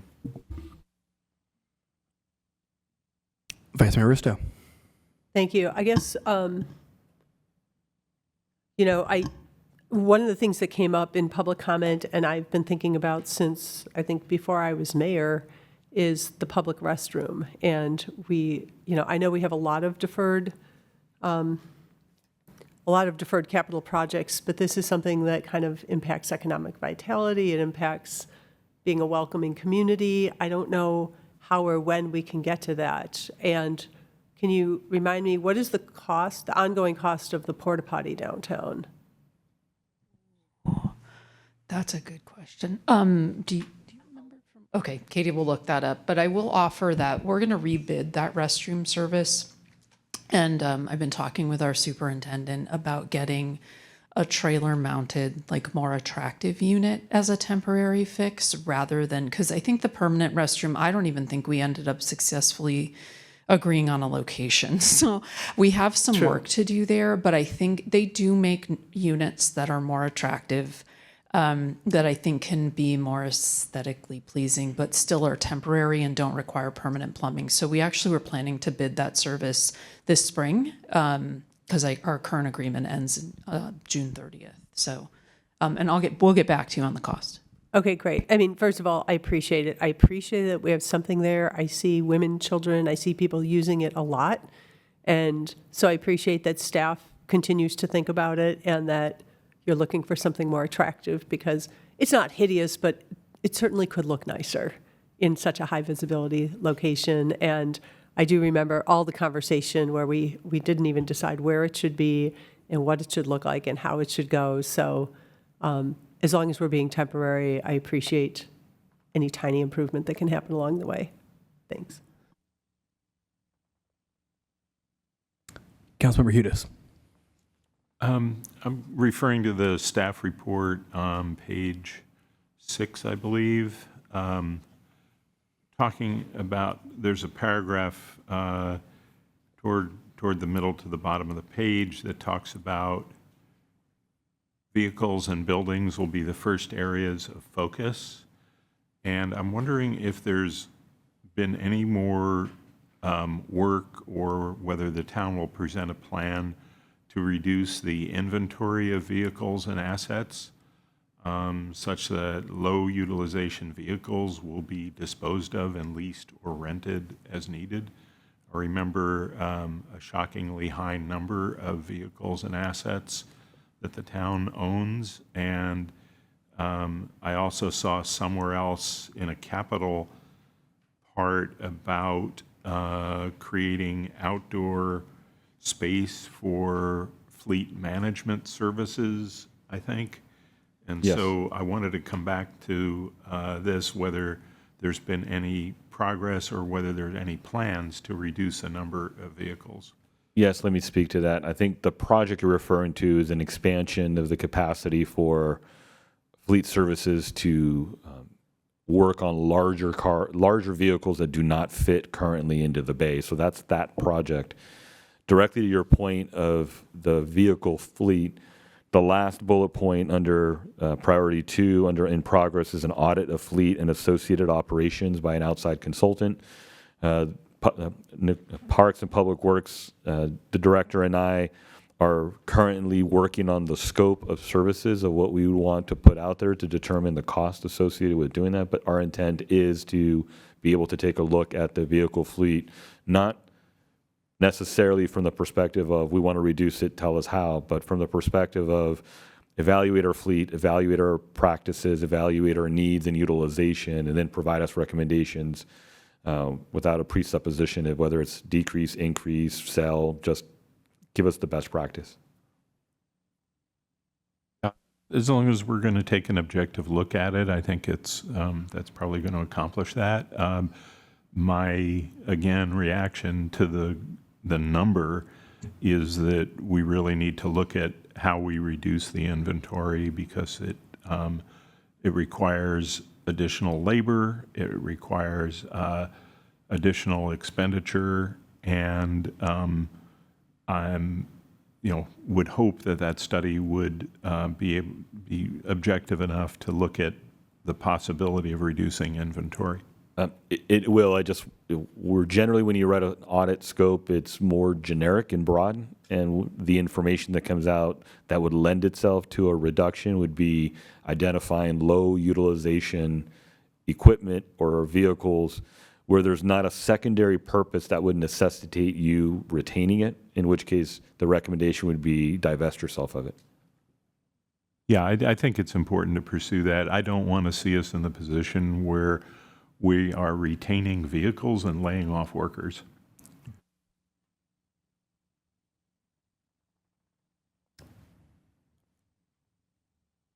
Yeah, Councilmember Rennie. So I wanted to make the comment. I heard Parks and Public Works loud and clear that they don't have the capacity, but I continue to support the community garden, and we actually got a lot of comments that came in about, we got public restrooms and community garden. Those were the two items that we got a lot of comments on. And during the year for the town manager's feedback every month, what else can I do? I said, get some category 1s done so we can move the community garden up into our capital projects. And I just need to make the comment that I'm still very supportive of getting this darn project done. I completely agree with that. I would actually suggest that the public restroom and the community garden move up to tier 1. And again, I fully recognize that we want to prioritize the internal projects that are key to our operations.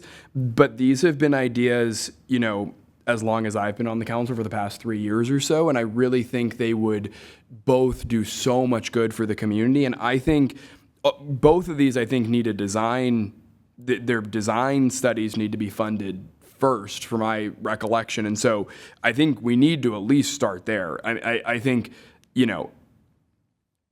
I feel as strongly as Councilmember Rennie does that the community garden needs to move forward and the public restroom needs to move forward. And my particular feedback on the CIP for the purposes of this discussion would be to move both of those into tier 1.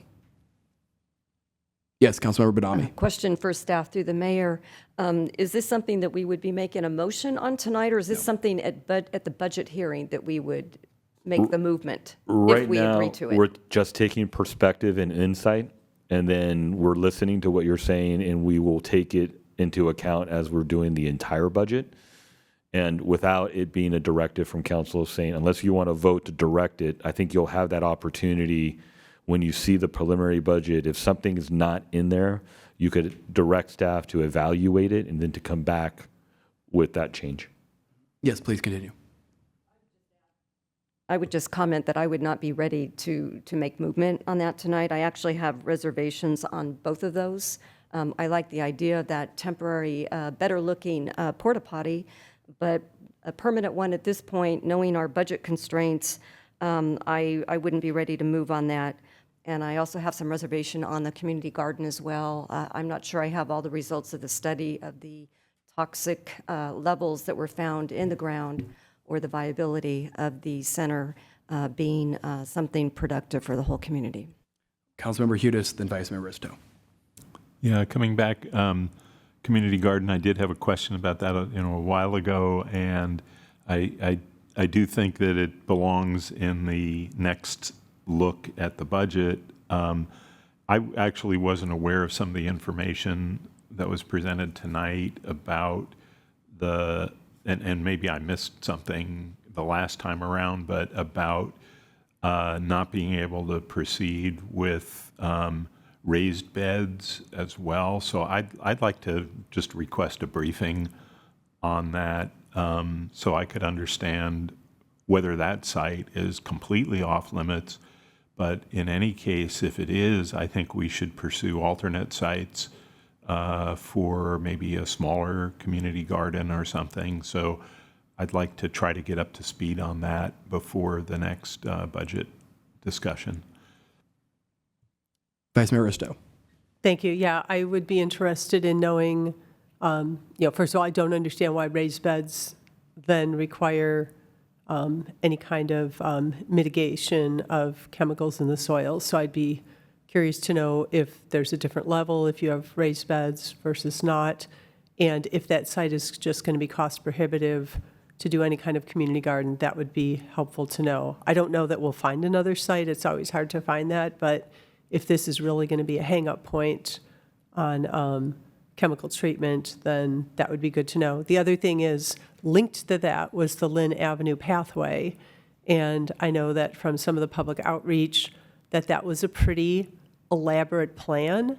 I would prefer to see a scaled-down approach if we can see what it would take just to get a reasonable pathway for cyclists and pedestrians to get through that PG&E right-of-way, and then later if we want to add trees and benches and everything else. But just from a comfortable transportation option for human beings to separate them from cars, where a crosswalk literally goes right into the middle of the street and people have to go elsewhere and the pathway would be there.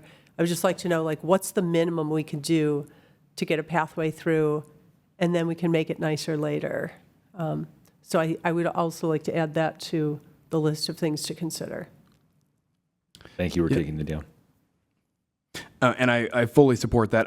If we're tiering, I think the for me, the community garden, public restroom are top, and then Lynn Ave right below that. I think I agree completely that would be a worthwhile conversation to see if you did scale it down. Yeah, how little could it cost? On the public restroom, I'll just say that is aside from traffic, that has to be the number one request I hear from our business owners is they want a public restroom, especially so many of the businesses in the immediate vicinity of that area are known to have public restrooms or get requests about public restrooms. I think that would be talk about if we want to, one of our strategic priorities is improve vitality for our local businesses. I think the businesses would absolutely love a public restroom. So I feel very strongly about that one. And then the community garden, not to step where I don't belong, but I garden in a backyard that, from my understanding, is full of heavy metals, and I just have maybe I'm shouldn't be, but I have the garden beds are fully enclosed, and so then I moved all of the soil is from off-site, and I haven't gotten sick yet. So I have to think, and if it's not wooden beds, then I would think metal beds could do it. So I'd really like to dig into that. I think the community garden seems so doable. And I think going back to this, idea that I've said a few times tonight, I think the town of Los Gatos has a responsibility to deliver on some of these key visible projects that our community is asking for. And a community garden, I think, accomplishes so many of these things. Councilmember Hudes has referred multiple times to the fact that this is something that would be intergenerational. It brings people together. It brings all different kinds of people together. So I feel very, very strongly about moving that one forward in this capital budget. Councilmember Hudes.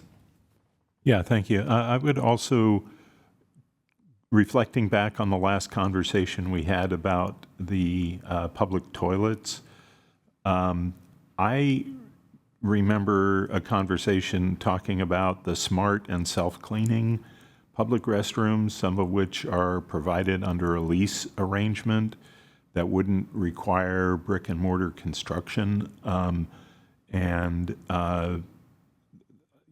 I don't, if we're going to take another look at that one, I would also suggest that we don't only look at, porta potties or literal brick and mortar, but we also look at the smart and self-cleaning public restrooms that are pretty prevalent now. And I don't want to go into the details of them, but I've personally used them and they're wonderful.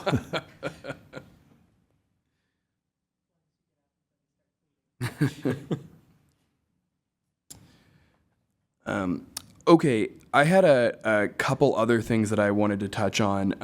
One is, I know there's been discussion about the Gateway Art Project and the funding for that project. And so one of my suggestions is to ensure that funding is built into the budget for next year for that project. If I can clarify, it's Yeah. probably not the Gateway. Or are you thinking of the footbridge? I'm sorry, I'm thinking of the footbridge. Got it. Yeah, Just yeah. wanna make My sure. apologies. My apologies. You're right. Yeah, the Gateway Art Project looks great. Yeah, my apologies. The footbridge. My understanding is that that would not be funded if the council did not take action for this next year.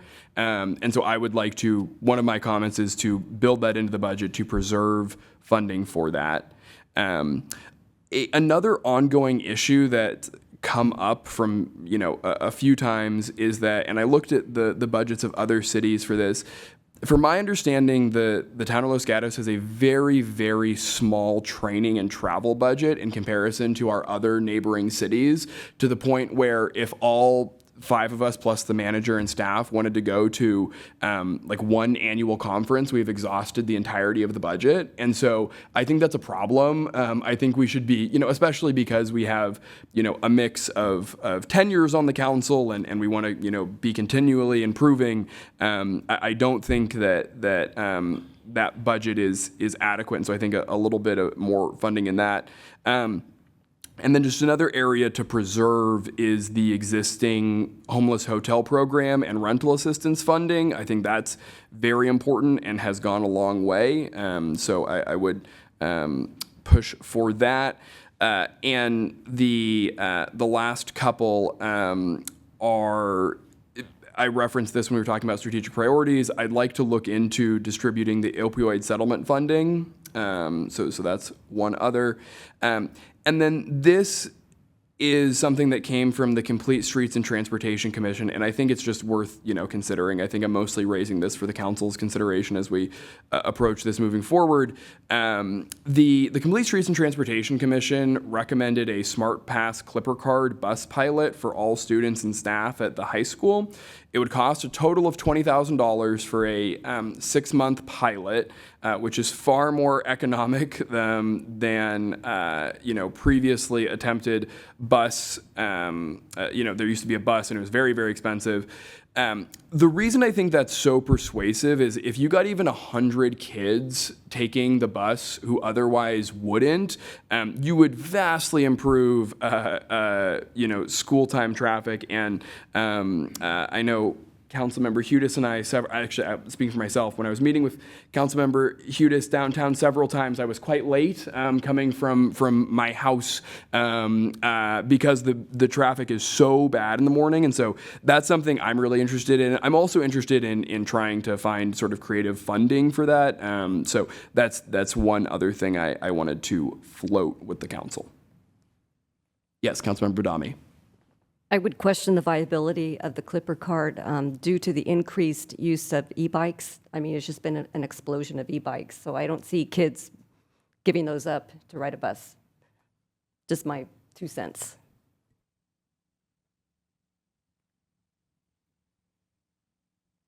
Yeah, Vice Mayor Risto. Yeah, I have mixed feelings. The people taking the bus are not the ones on the bikes. I think we're talking about people in the family spaceship that are still in a vehicle. I have mixed feelings about, I read the report, I understand the thought. Maybe if we got 100 kids to ride the bus, I mean, this is good training for the rest of their lives, how to ride a bus in different cities and in college. But giving a Clipper card to every student at the high school, I mean, we have students, a good portion in the Santa Cruz Mountains and up over into Santa Cruz County that would never be able to use it to go to school. I guess everybody else in town would maybe have access to the bike. So I guess it would be interesting to look at what the viability of that would be, but I'm not seeing a big return on that. And I also think we don't have a great bus culture. Maybe this would get us there, but I don't see it. Councilmember Rennie. Yeah, I also think it's going to be challenging to use the VTA because it only has a set route that everybody has to get to.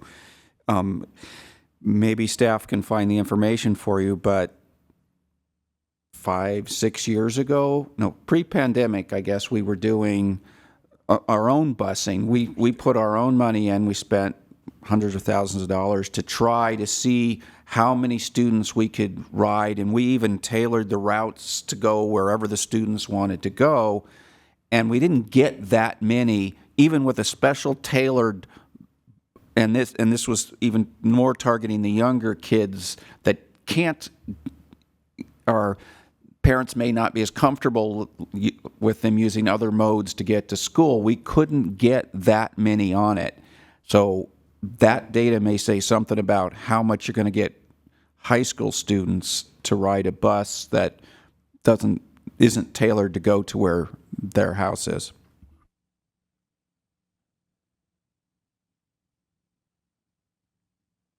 I said that one last because I feel the least strongly about it, to be clear. So I think this is good feedback.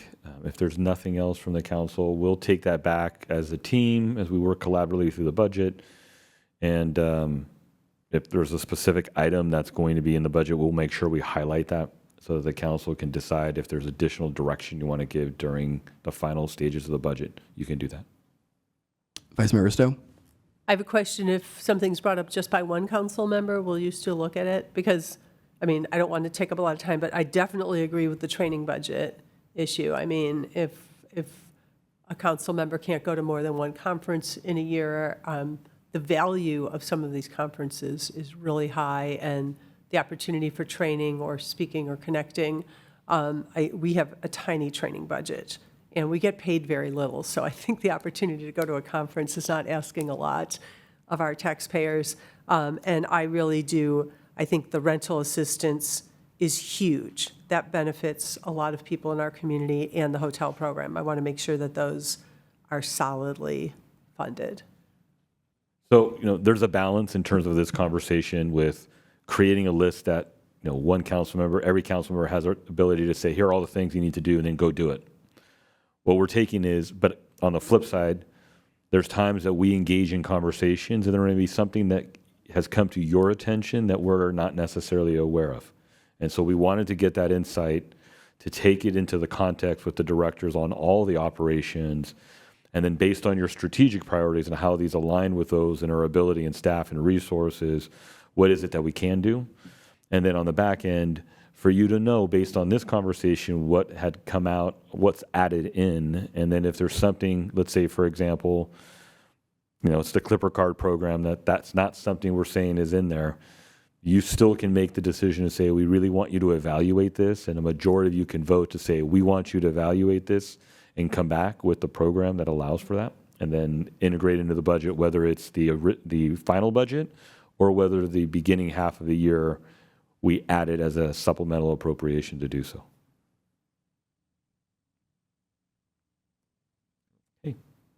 The last one that I just looking at my list that I meant to mention, and this is I think it would be a tier 3 on the CIP. But one of the things that I have heard from a number of folks in town is how inefficient the North Santa Cruz main intersection is for pedestrians, right in the middle of downtown. And I believe when I first got onto the council, I raised the idea of a pedestrian scramble there. I was recently in Southern California, in Manhattan Beach and a couple of those other beach towns, and there are pedestrian scrambles everywhere, and it hugely elevates the walkability. And we have a park right there, and I think, I would, if nothing else, I believe there's been some like preliminary thoughts several years ago on this, so I'd love to get an update on that, just for my interest. But I would love to see us, start to think about if that could ever be something we do there, because it's, I see jaywalking there constantly, which is not a huge deal. But if we're talking about, street safety, all these things, I think a scramble could be a really good thing to both move cars and people. So that's my last ad. Just to clarify, because you started that off with a tier 3 CIP, which would be an unprogrammed, unfunded, unscheduled project that's on a list. That could be moved. I know Okay. I'm hearing loud and clear we're not adding a bunch of new projects right now. If if we want to put it in tier 2, even better. But I'm hearing there's an interest in that. Yes, And that's something yeah. that we can discuss internally. Yeah. Okay. Yeah, Councilmember Rennie. Since you brought that up, that intersection irritates the living out of me also.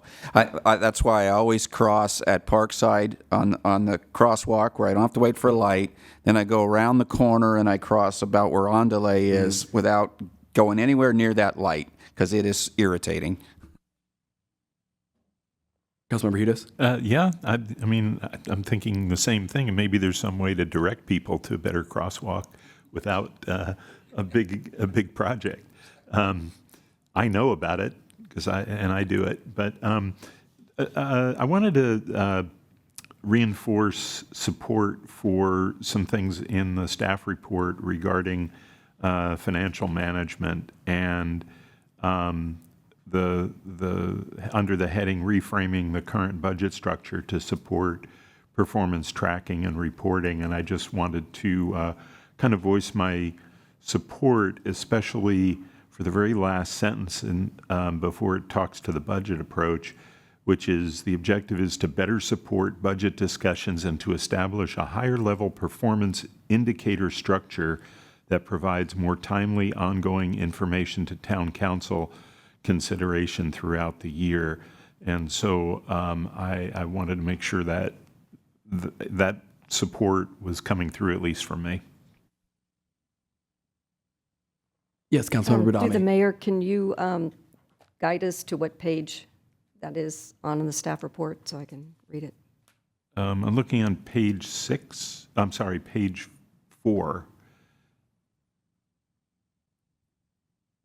Thank you. Yeah, and that's the top of the page 4.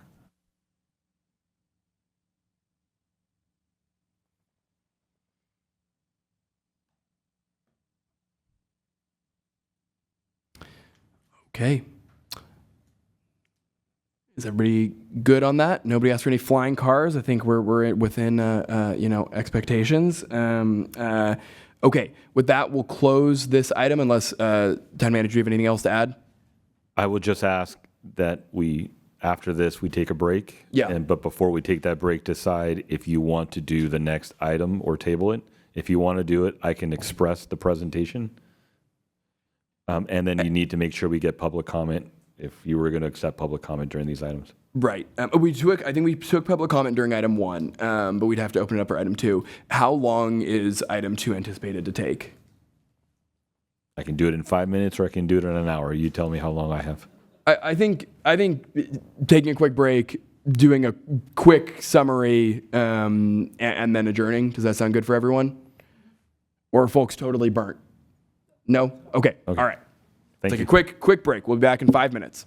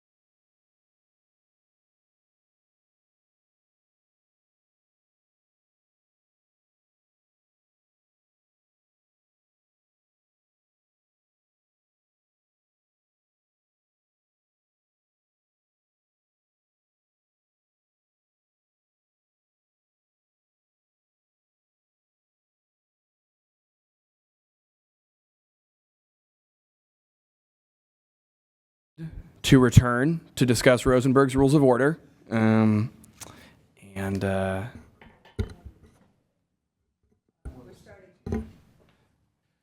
So, Mr. Mayor, I do have 20 slides. That sounds like a lot. If you give me an estimated time that you would like me to go through, I'll go through it. And if there's any questions, we can go back.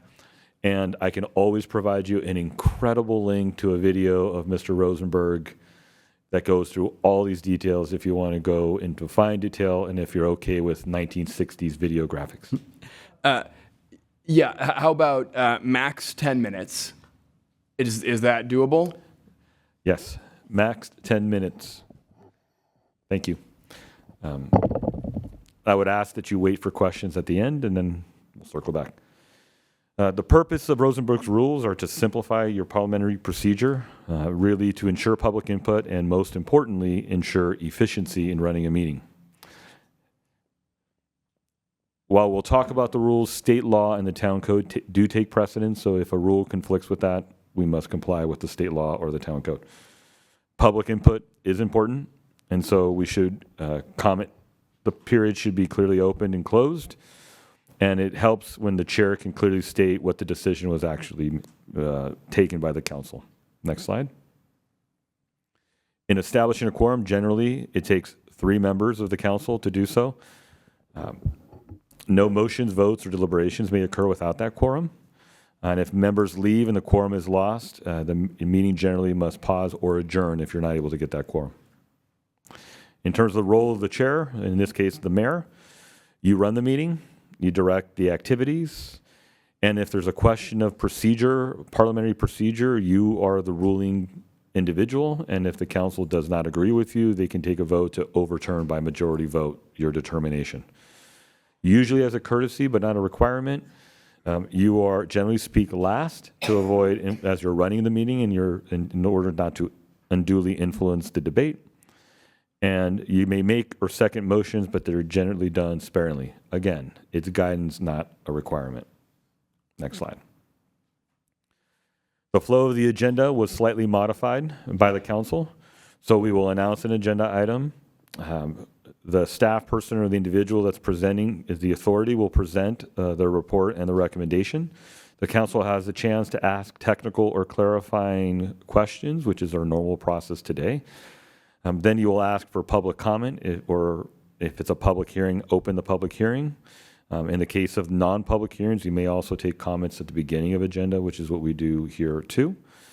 The added step is after the close of a public hearing or the close of public comment, giving the council an opportunity to ask clarifying questions, and it may be of one of the speakers, but to make sure that everything you need is in your hands before you decide to take an action.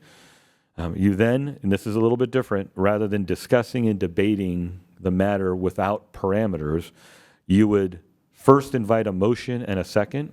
And typically, if it's the staff recommendation, you would, if you want to even consider that, get a motion and a second of the staff recommendation, and then have conversations around the parameters of that motion, and then dispose of it and bring a new motion if you want to consider something else, instead of just having a discussion all across the board and trying to figure out what your motion is going to be. So that is a change. Then you'd have a discussion of that motion, take a vote, and then the chair would announce the results of that action. And it could be the chair, the mayor in this case, it could be the maker of the motion, or it could be a staff person such as the clerk, the town attorney, or the town manager. Next slide. Motions in general start with I move that and the motion, and then the chair would ask, is there a second for that, so we can have discussion. Under parliamentary procedures, you are not required to have a second to be able to have the conversation technically, although the practice has always been here that we have a second so that there's 2 individuals that desire to have that conversation before you have that. It is the motion is the formal way to put something before the body, and generally no substantive discussion should occur without that motion before. 3 common motions. It's the main motion. I move XYZ. Second, here's an action. When a motion's on the table, you could amend that motion. You could do it with a friendly motion. Would you mind revising the following? And it could be taken by the maker in the second. Or you can formally make a motion to amend the motion. You also can do a substitute motion. This is something that happened at our last meeting where there's a motion on the table. You can ask for a substitute motion. The substitute motion would take precedent, so you'd be discussing that substitute motion. And if that substitute motion passes, we're done. If it fails, you go back to the original motion. We discussed friendly amendments. The multiple motion rule. Under Rosenberg's rules, there should be no more than 3 motions on the table. So I move that we do X, second. Substitute motion, I move that we do Y, second. Substitute motion, I move that we do Z, second. Now we deal with the motion to do Z. When it fails, you move back to the one that's Y. When that fails, you go back to the one that says X. And anytime if something passes, deliberation stops and we move on to the next item. The debate rules. Most motions are open to discussion and debate, but the debate focuses on the policy issues, not on the character and individuals that are bringing up that motion. And I think you've done a fantastic job, which is complimentary, that we are very professional in how we deal with our engagements. The member must be recognized by the chair before speaking, and we do that very well. And the chair can limit the amount of time of discussion, which we haven't typically done. But you could set parameters if you want to ensure that everybody has an opportunity. In some cases and jurisdictions, you offer every council member an opportunity and you go from one side to the other so everybody has a chance to speak. And then you offer a second opportunity to make sure everybody's able to speak after having heard the first time the council spoke. And you can end deliberations there and then move on to a motion. We haven't done that, but that's something you could consider. Non-debatable motions. There are certain motions that could be called that are more administrative. I move to adjourn the meeting. Yes, you can. Second, and take a vote. You can take a break. You can fix time. We will finish no later than 10:30 and set that time. You can move to table an item to a different meeting or just to table it indefinitely, which means we're never considering it again. Or you can move to object what action we're actually taking at the time. These are very nuanced motions. We don't typically do them, but I raise them in the case there's ever a question, and we can handle it in the course of when it comes up during a meeting. Once made and seconded, you go directly to a vote. It's not debated. So I move to adjourn. Second. Okay, now you got to vote. Is there a majority that say adjourn? There are motions to limit debate. I could call the question or move the previous question, which is in essence the same thing. If no one objects, you go right to a vote. If even one of you say, I don't agree, and you wish to continue the debate, then there's a formal motion, and then 2/3 of you have to take an action to take that action. It's intended to ensure that the minority are not washed out in the course of action. That's why there's a 2/3 motion, if you want to just stifle the debate at the public venue. The voting basics are what we currently already do. You require simple majority votes. Members who abstain are still counted for the purposes of a quorum. There are some nuances that we don't typically run across, and it could involve when you are conflicted out and are unable to speak to or have to be recuse yourselves, but we can address those nuances when we get there. Generally, it takes 3 of you to make an action stick. There are some motions that are supermajorities. We talked about the limiting debate motions, but there are also some secondary ones. Specifically, the one to take note of is suspending the rules. So if we have a rule in place on how we do our meeting, you can suspend that rule by a supermajority if you agree it's in the best interest of the meeting and decision-making to do so. It's relatively rare, but you do have that option. Under your policy that you approved for meetings, the mayor also can offer alternative procedures from Rosenberg's rules to be able to conduct a meeting if it's appropriate. Counting the votes, typically you need 3. There are exceptions. Abstentions are not counted as yes or no's, but an abstention still means you're in the room and present for the purposes of a quorum. And there may be other local rules we pass in policy, town code, or state law that may apply. Motion to reconsider. This is something we have changed from Rosenberg's rules. You may make a motion to reconsider. You can do it at the existing meeting, or you can do it no later than the next regularly scheduled meeting when that item was originally taken up. A caveat to who can do that: the person on the prevailing side must be the one making the motion, but anybody can be the second. Sometimes it's confused that both the maker and the seconder have to be on the prevailing side. It's just getting the motion on the table has to be the side that prevailed.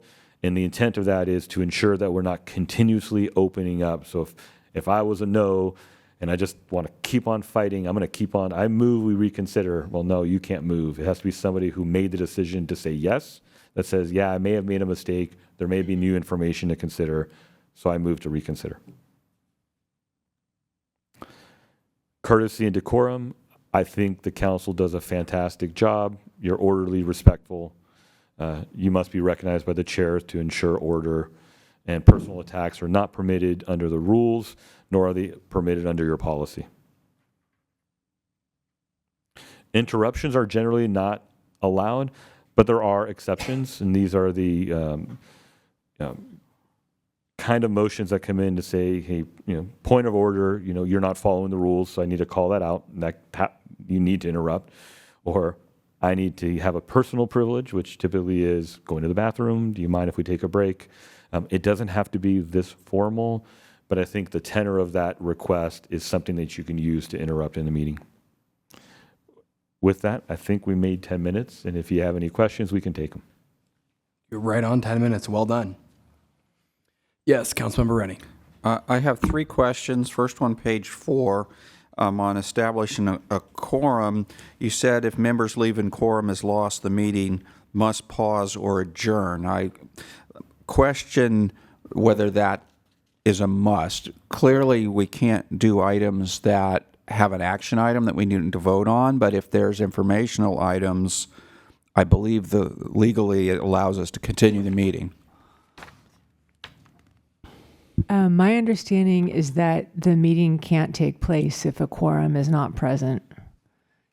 So my advice would be to adjourn the meeting. And I'm not going to belabor the point because I think this is unlikely to happen, but I've watched us do this as other agencies. When we lost quorums, we just switched to the information items so we could get work done.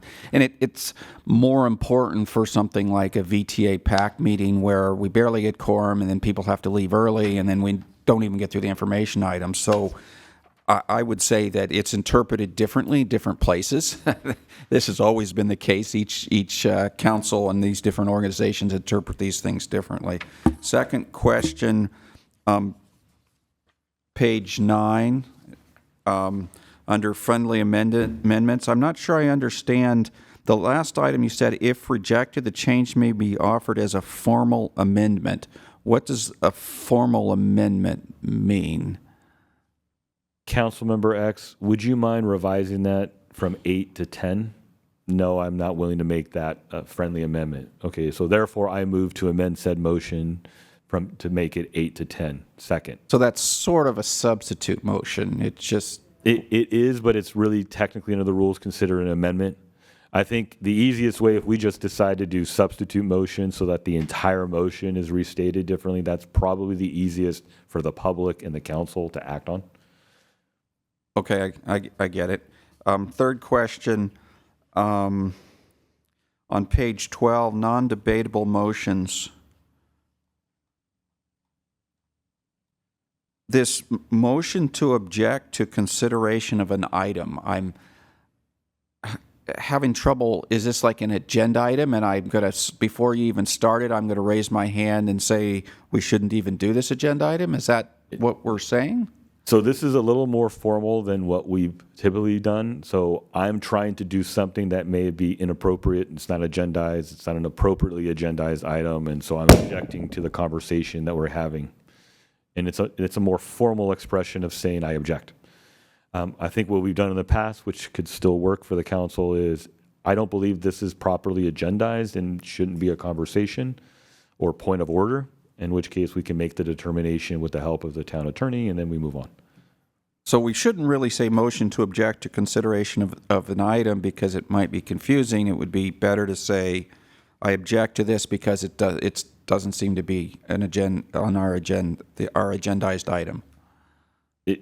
That's one avenue, but you also do have potentially, I object to consideration of this public hearing item because I believe we have failed to properly notice the hearing 10 days prior to the meeting. Okay, Second. thank you. I get it. I had a quick question about limiting public comment time under these rules. So a lot of agencies do this, and actually how the county and the city of San Jose actually have standardized sort of quotas for if you have more public commenters. For us, we have 30 minutes of public comment. If we have 11 public commenters, we know that's going to run over our allotted time. And so this is maybe more of a question for the council is, what do we think is the best practice on that? Because I know it's technically the discretion of the chair, but how the county and the city of San Jose do it is they say, if we're over our allotted, I think they have an hour for public comment. And if you have, they rarely do 3 minutes because it'll go on for so long. So when there's X amount of speakers in the queue, you go down to 2 minutes, and then, you go down to 1 minute depending on the amount of speakers. Vice Mayor Risto. Our actual practice is not to limit public comment to 30 minutes. It's to limit public comment at the beginning of the meeting to 30 minutes, and if there's a lot more speakers, they go at the end of the meeting. And we have run into that. I do think at the discretion of the mayor, it makes sense if it's 3 more speakers or something, then, and this is for verbal communications. Right. And so all of that is for things not on the agenda. So I personally am quite comfortable, if you get a whole group of people that want to talk about something that's not on the agenda, you don't want to hijack the entire meeting by listening to 3 hours of comment on something we didn't agendize. But it sounds like what you're suggesting, and the mayor always has the discretion, if you get 20 cards and you look at it, you can say, okay, I'm limiting everybody to 1 minute. I think that has happened. Yeah. I would also add for the chair that at times you don't know how many speakers are waiting on Zoom. So that could add to the length of the duration of allowing speakers. So I would say leave it to this discretion of the chair versus AKA mayor. Yeah. Yeah, I think the practice that we've been following works pretty well. Since we don't have staff, sometimes the first time we'll hear of an issue is during verbal communications. And I can think of a couple of cases where there were some big issues that were brought to the council and we wanted to hear it all. So having the mayor's discretion, but sort of automatically shifting after 30 minutes to taking the rest of it afterwards, I think works well for us. Okay. If I may, Mr. Mayor, the parliamentary rules, both on public comment and considering a motion before you have a deliberation, are all intended to ensure the efficiency of the meeting. And so there's going to be a balance of how much public comment you want to receive. We've been very permissive, which is a good practice. But and I'm using the extreme when we talk about policies, if there's 150 people that want to speak about a community garden, but a community garden is not on the agenda, the limitations you're placing, whether it be the amount of minutes per person or how many minutes you deal with up front before moving everything to the end of the agenda, is intended to, one, give people a voice, but to not delay the the actions that are taken by the governing body. In considering the specific item and how you deal with a specific item, the reason you have a motion before deliberation and potentially limiting public comment there is the whole goal is to ensure you transact the business and don't get lost because there's no parameters that you've placed upon yourself of what action you're trying to consider. And so all of this is centered around that, and I think some of it's going to take some trial and error, but you never lose error on the side of being more permissive in public comment. Yeah, I generally agree with everything that's been said. I just wanted to get the sense of the council. I guess the other one I wanted to ask about, and then I'll go to Councilmember Hudes, is what about on items? So when we have, do folks generally, like, I don't have strong feelings about this, but I think it's worth talking about while we're having this discussion. If we have 150 commenters on a specific item, do we I've never seen the council limit the amount of time. Do we think that would be something that's appropriate, or do we philosophically think everyone should always get 3 minutes? People are practicing their comments at home, yeah. Councilmember Rennie, then Vice Mayor. I think over my 11 years, we have occasionally cut it back to 2 minutes when there was that number of speakers. I think, again, it's at the discretion of the mayor, and the mayor may wish on a controversial land use item to let it drag out and then close the meeting when we run out of time and start it again, right? So you could use it as a strategy to keep it at 3 minutes, or even raise it to 4 minutes if you want, or you could try to get it done, right? But That's not the but we have in the past cut it back to 2 minutes in some cases where there were a very large number of people. And if I may offer, And everybody's okay with that? I'm asking in case we get that this year. I think the other thing that's helpful, people won't always listen to it, but I tell people when they're going to show up to a meeting and say, oh, should we get a lot of speakers? I'm like, what can sometimes be more effective? Because the council will just glaze over if you send us to 1 a.m. before we can hear the item, is, if someone gets up to speak, maybe divide your talk up between 3 people, but then say, and if you agree with me, stand up. I mean, you have to be silent, but, everybody wear a certain color shirt, or stand up so that we don't have to hear from 50 people, but 50 people can show their point of view. And sometimes people observe that, and sometimes everybody wants their time, and that's part of the public process. But yeah, I have attended meetings before I was on the council where it was dropped to 2 minutes and everybody adjusted. and if I may, this too is a balance. When I chaired a meeting of a governing body, when we had 2,000 people in attendance and the meeting public comment took almost 11 hours, we limited the time, but we allowed people to speak more than once. And so I think where the balance comes is the tenor of the item. A lot of the times we generally know what kind of comments. So if you say flag policy, to give you an example, you generally know you're going to end up with 2 different positions, and the scope of the type of information that's coming, it's not unlimited. And so when you have 35 people that are wanting to speak, you generally can gauge and say, what gives a reasonable basis for people to convey new information to us?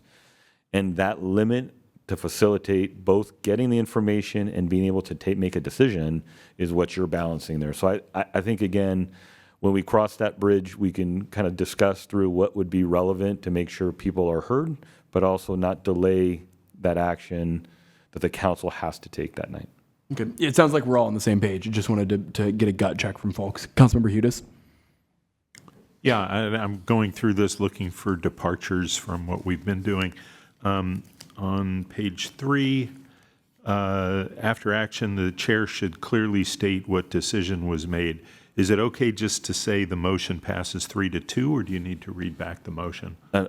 There's also a provision that if you just made the motion and you voted, then it's pretty clear you made it. But if you made the motion, had a lot of debate, you may want to restate what action did occur. And I think, again, there's a balance. And it may not necessarily need to be the mayor. It may also be staff, just to make clear that we were all on the same page of what action occurred. Okay, I had a couple others. Again, I'm looking at, this applying to our commissions. I'm assuming we're going to do some training for our commissions as well. We are. That's why we partly left this as chair. And what we're probably going to do is either take this recording where we discussed it and send it out to the commissions, or do individualized training. The preference would be send them the link so they can watch it instead of doing 9 or 10 different presentations at commissions. Right. So on page 5, again, I think this is a little bit different. I think the council generally does this, but I have noticed in a number of the commissions where the chair is leading the debate, and so that bullet point, the chair should generally speak last to avoid influencing the debate. I think that one, when we do the training, we might want to emphasize that with our commissions. I think that's important, and here's the reason why. The chair is the one that's the traffic cop of the meeting. And so if you're engaged in debate from the beginning through the whole, like an equal partner, as opposed to being a traffic cop, you're missing the opportunity to guide to a quicker decision. But you still have the opportunity to speak if you're the traffic cop, being able to provide your input at the appropriate time. But the goal that you're doing as the chair is to try to understand what are we missing to get to a decision and not let the conversation go on and on. So I think for a commission, I think that's especially important. Okay, and then just the last one I have is on page 12. Motion to table. Does table mean the same thing as to continue? Yes. Okay, because we've generally used the term continue items here. I think we don't have to prescribe ourselves to the letter. Generally, it's an opportunity to move something to a future meeting. Okay, thanks. Okay. Other questions or comments? We do have one hand raised on Zoom, so we'll go to our one public commenter. I'll open up public comment and we'll go to Yamamoto. Hello there. How is everybody? Can you hear me? Yes, we can. Okay, just checking. Okay, so on the debate rules, what is the time limit that each of you as chair people get to talk? Because sometimes it seems like if few of you are long-winded and it takes you 15 to 20 minutes to get to the point. So is there a time limit on that one? And then the other one is if there is a hostile or you kind of skipped over the slide. If there is a hostile person or a person that's personally attacking one of you, is there a way of dealing with that? Is there strict guidelines on that? I'm just kind of curious. Thank you. Thank you for the questions. Looks like the town attorney has input probably on the second one. If the council is I'm this a interested. good time? Yes. Okay. And then with regard to the first question, there's no time limit on council discussion. And then with regard to disturbances, there was a recent amendment to the government code, and that provides that if there's a disturbance, which is defined to mean something that's impeding the course of the meeting, the speaker will receive one warning. And then if the speaker continues to engage in the disturbance after having received the warning, the speaker will be removed. Councilmember Hudis? So is that contained in our current agenda policy, or do we need a revision? No, that is referenced in the town's agenda policy, and it's also in the government code, and so it applies. Town manager? And if I may add, there is no explicit time limitation for council members. However, you can choose to impose time limits for individual speakers on the council if you mutually agree.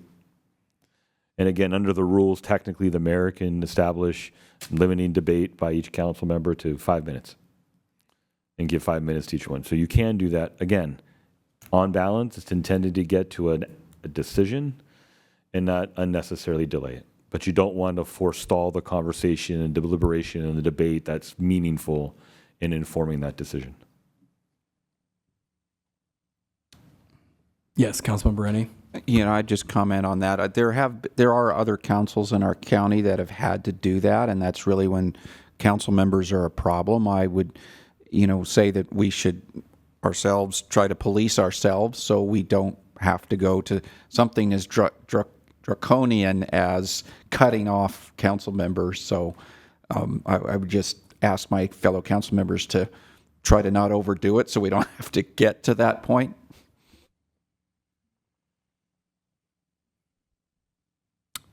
Okay. And we have no other public commenters. I'll close public comment. Any other questions, comments on this policy? All right, we did it in less than a half hour, which is not bad. Okay, with that, there's nothing else, so this meeting is adjourned. Thank you.